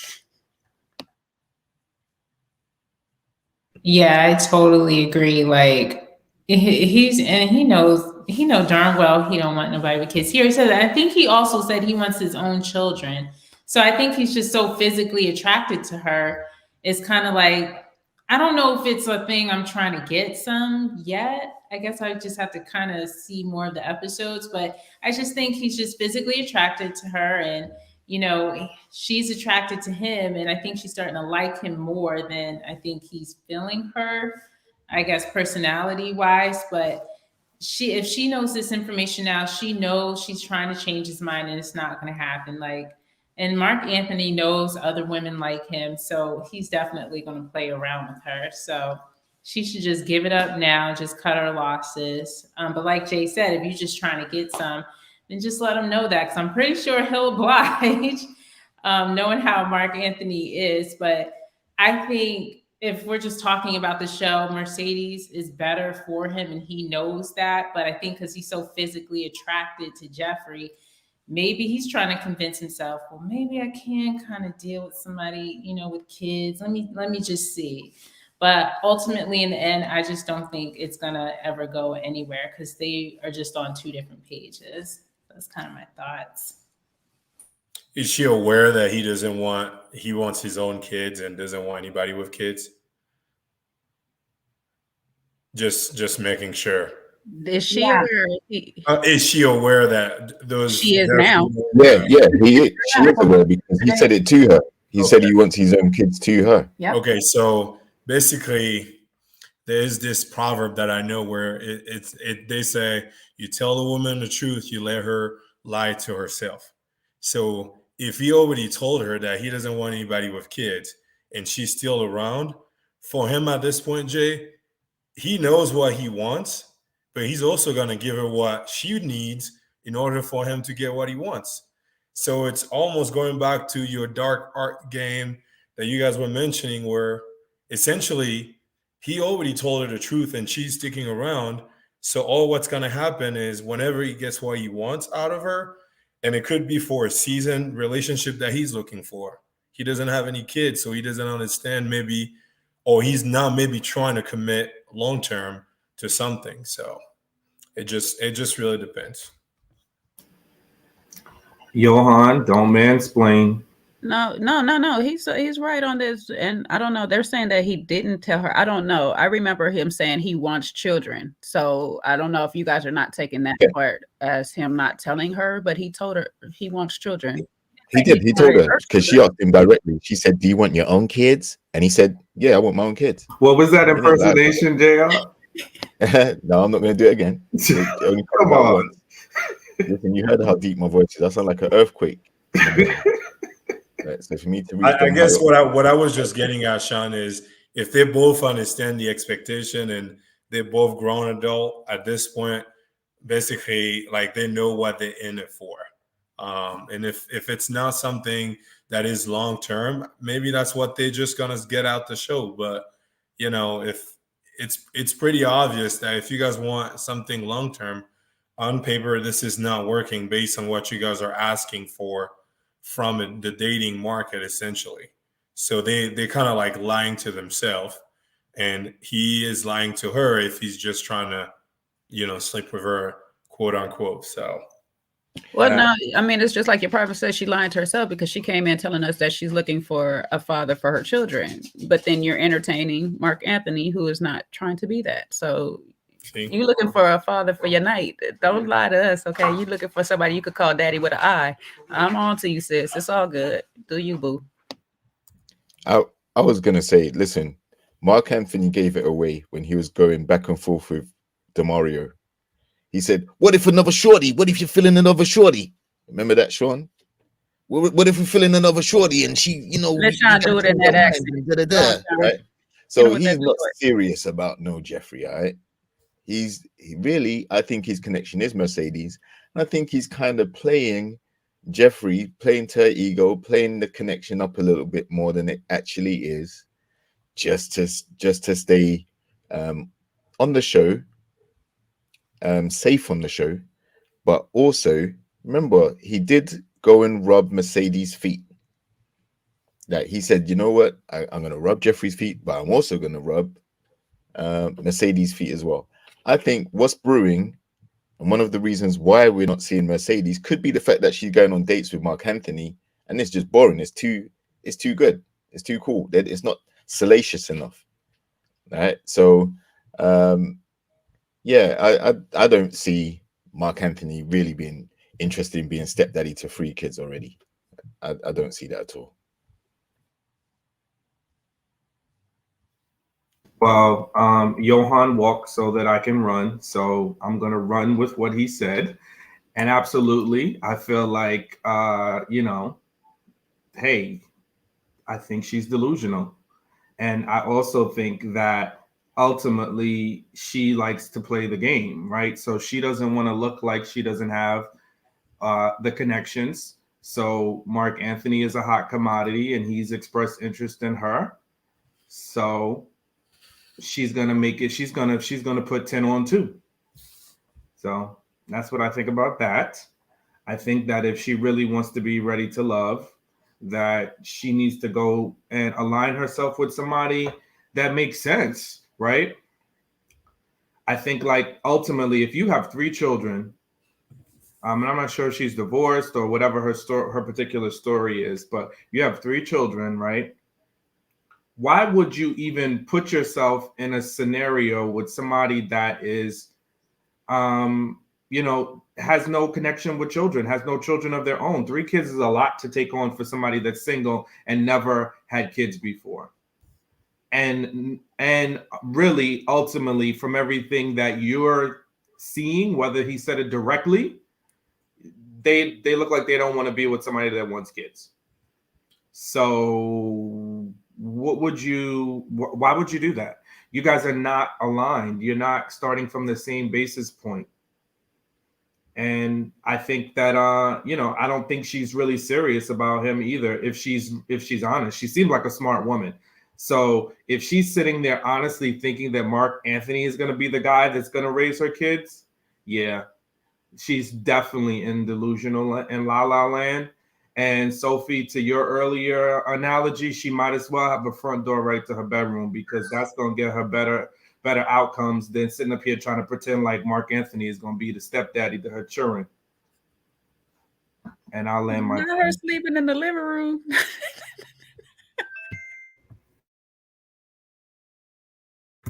They had a ball in the chat with that analogy. They said they did. They loved it. Yeah, because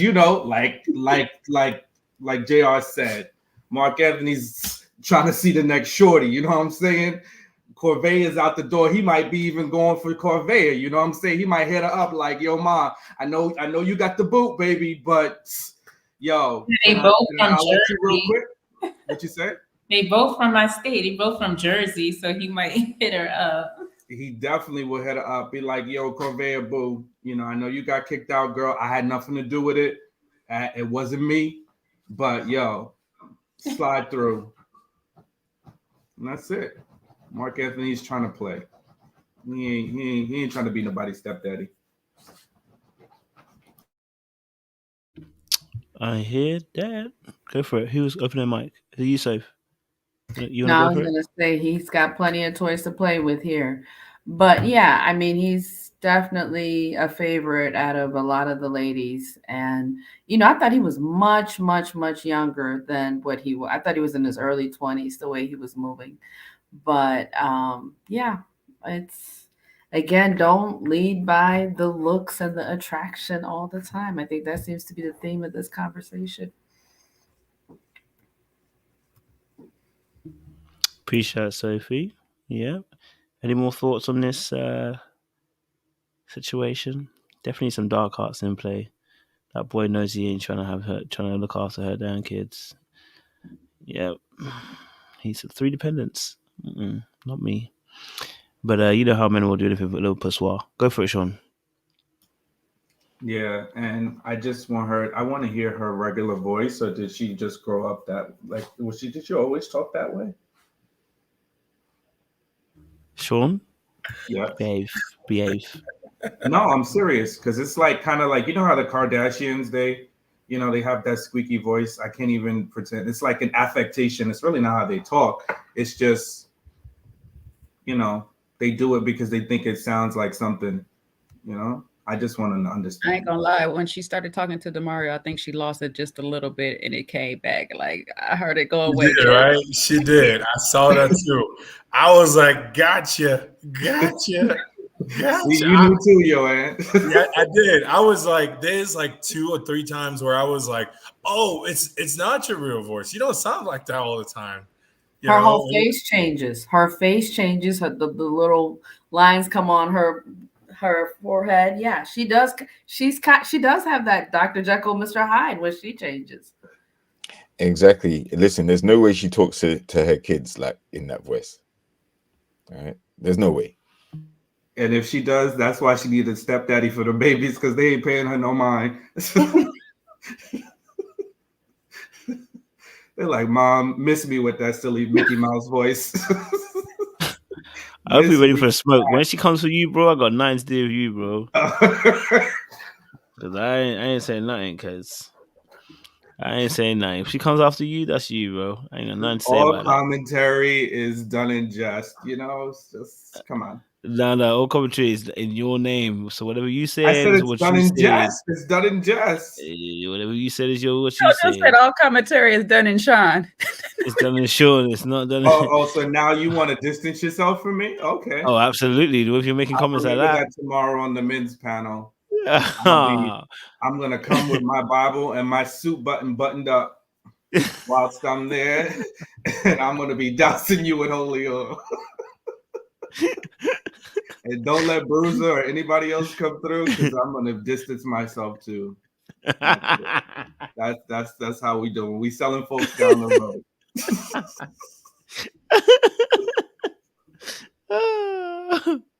Oh, crazy times. Yeah, tomorrow will be wild, I can tell you that for sure.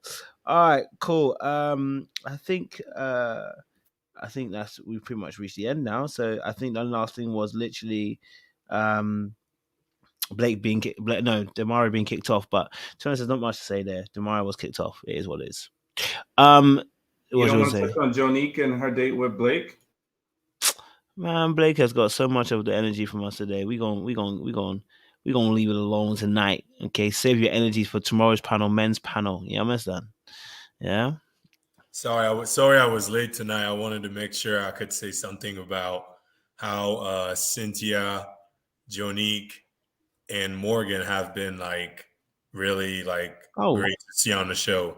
I have to say that with Blue and for the brothers, he's the only one I can remember. But so far, I was late, but definitely they're like a joy to watch so far. I know nothing is perfect and they can't please everybody, but for me, it's beautiful to see beautiful Black women on the show and pursuing love and relationship intentionally, basically. I appreciate it. Yeah, remove Rohan. Yeah, he's doing too much. Yeah, he's doing too much. He's doing too much. Yeah, he's doing way too much. There was no need for that little speech that you put at the end. No need. Absolute violation. He's out here trying to get these ladies onto his Instagram. What the heck was that? Huh?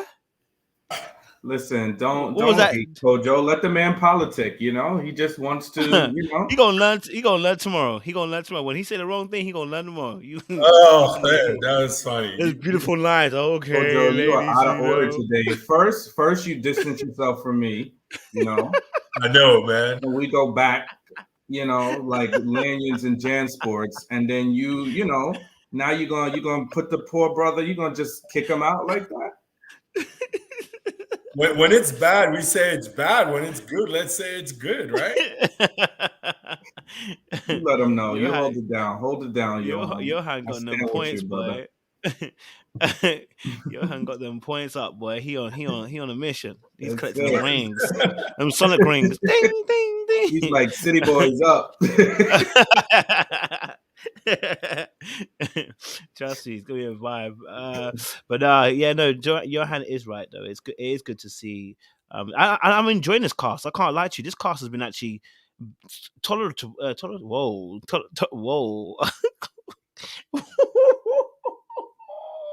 Write it down, Kojo. Write it down first. Maybe that's what you need to do, bro. Whoa, tolerable.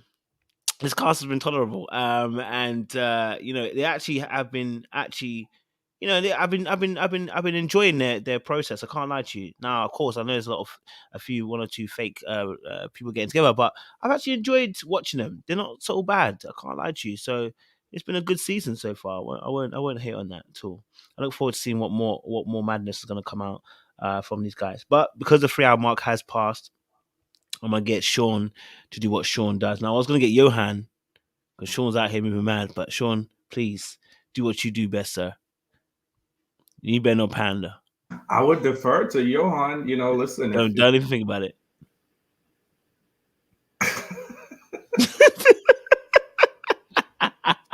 He got enough points as it is. We need to catch up. I swear the bus We need to catch up. is moving, We Sean. need to catch up. We do the benediction. We need to just catch want to up. make sure where I Sean is seeing how it feels to be thrown under the bus now, huh? Yeah, because I mean, it's like, you know, he just distanced himself, and you know, I just felt very isolated over here.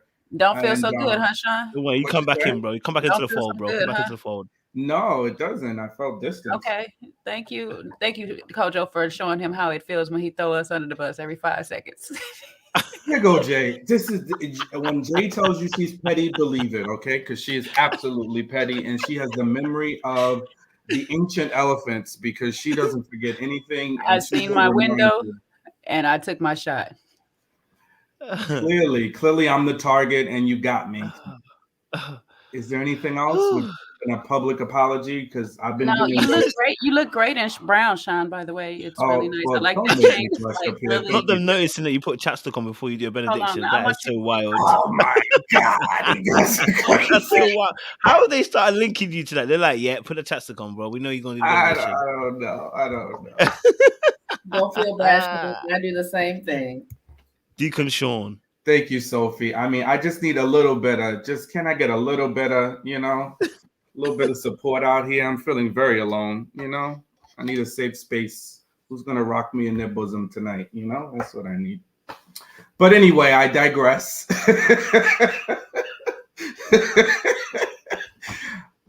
We had a great chat. It seems like we had, a great panelist that more folks enjoyed than they did not. But, we appreciate the various opinions. When it comes to being ready to love, there's some things that I think we did learn tonight. We learned that if you're ready to love, don't come ready to play games. You probably need to put your petty in your back pocket when we're thinking about Jefferi, and listen, Jefferi, if you're watching, it's all jokes about your voice. You're a beautiful woman. I appreciate you. I apologize if I took it too far on the voice, okay? I'm learning. 2023 is the year of learning and owning.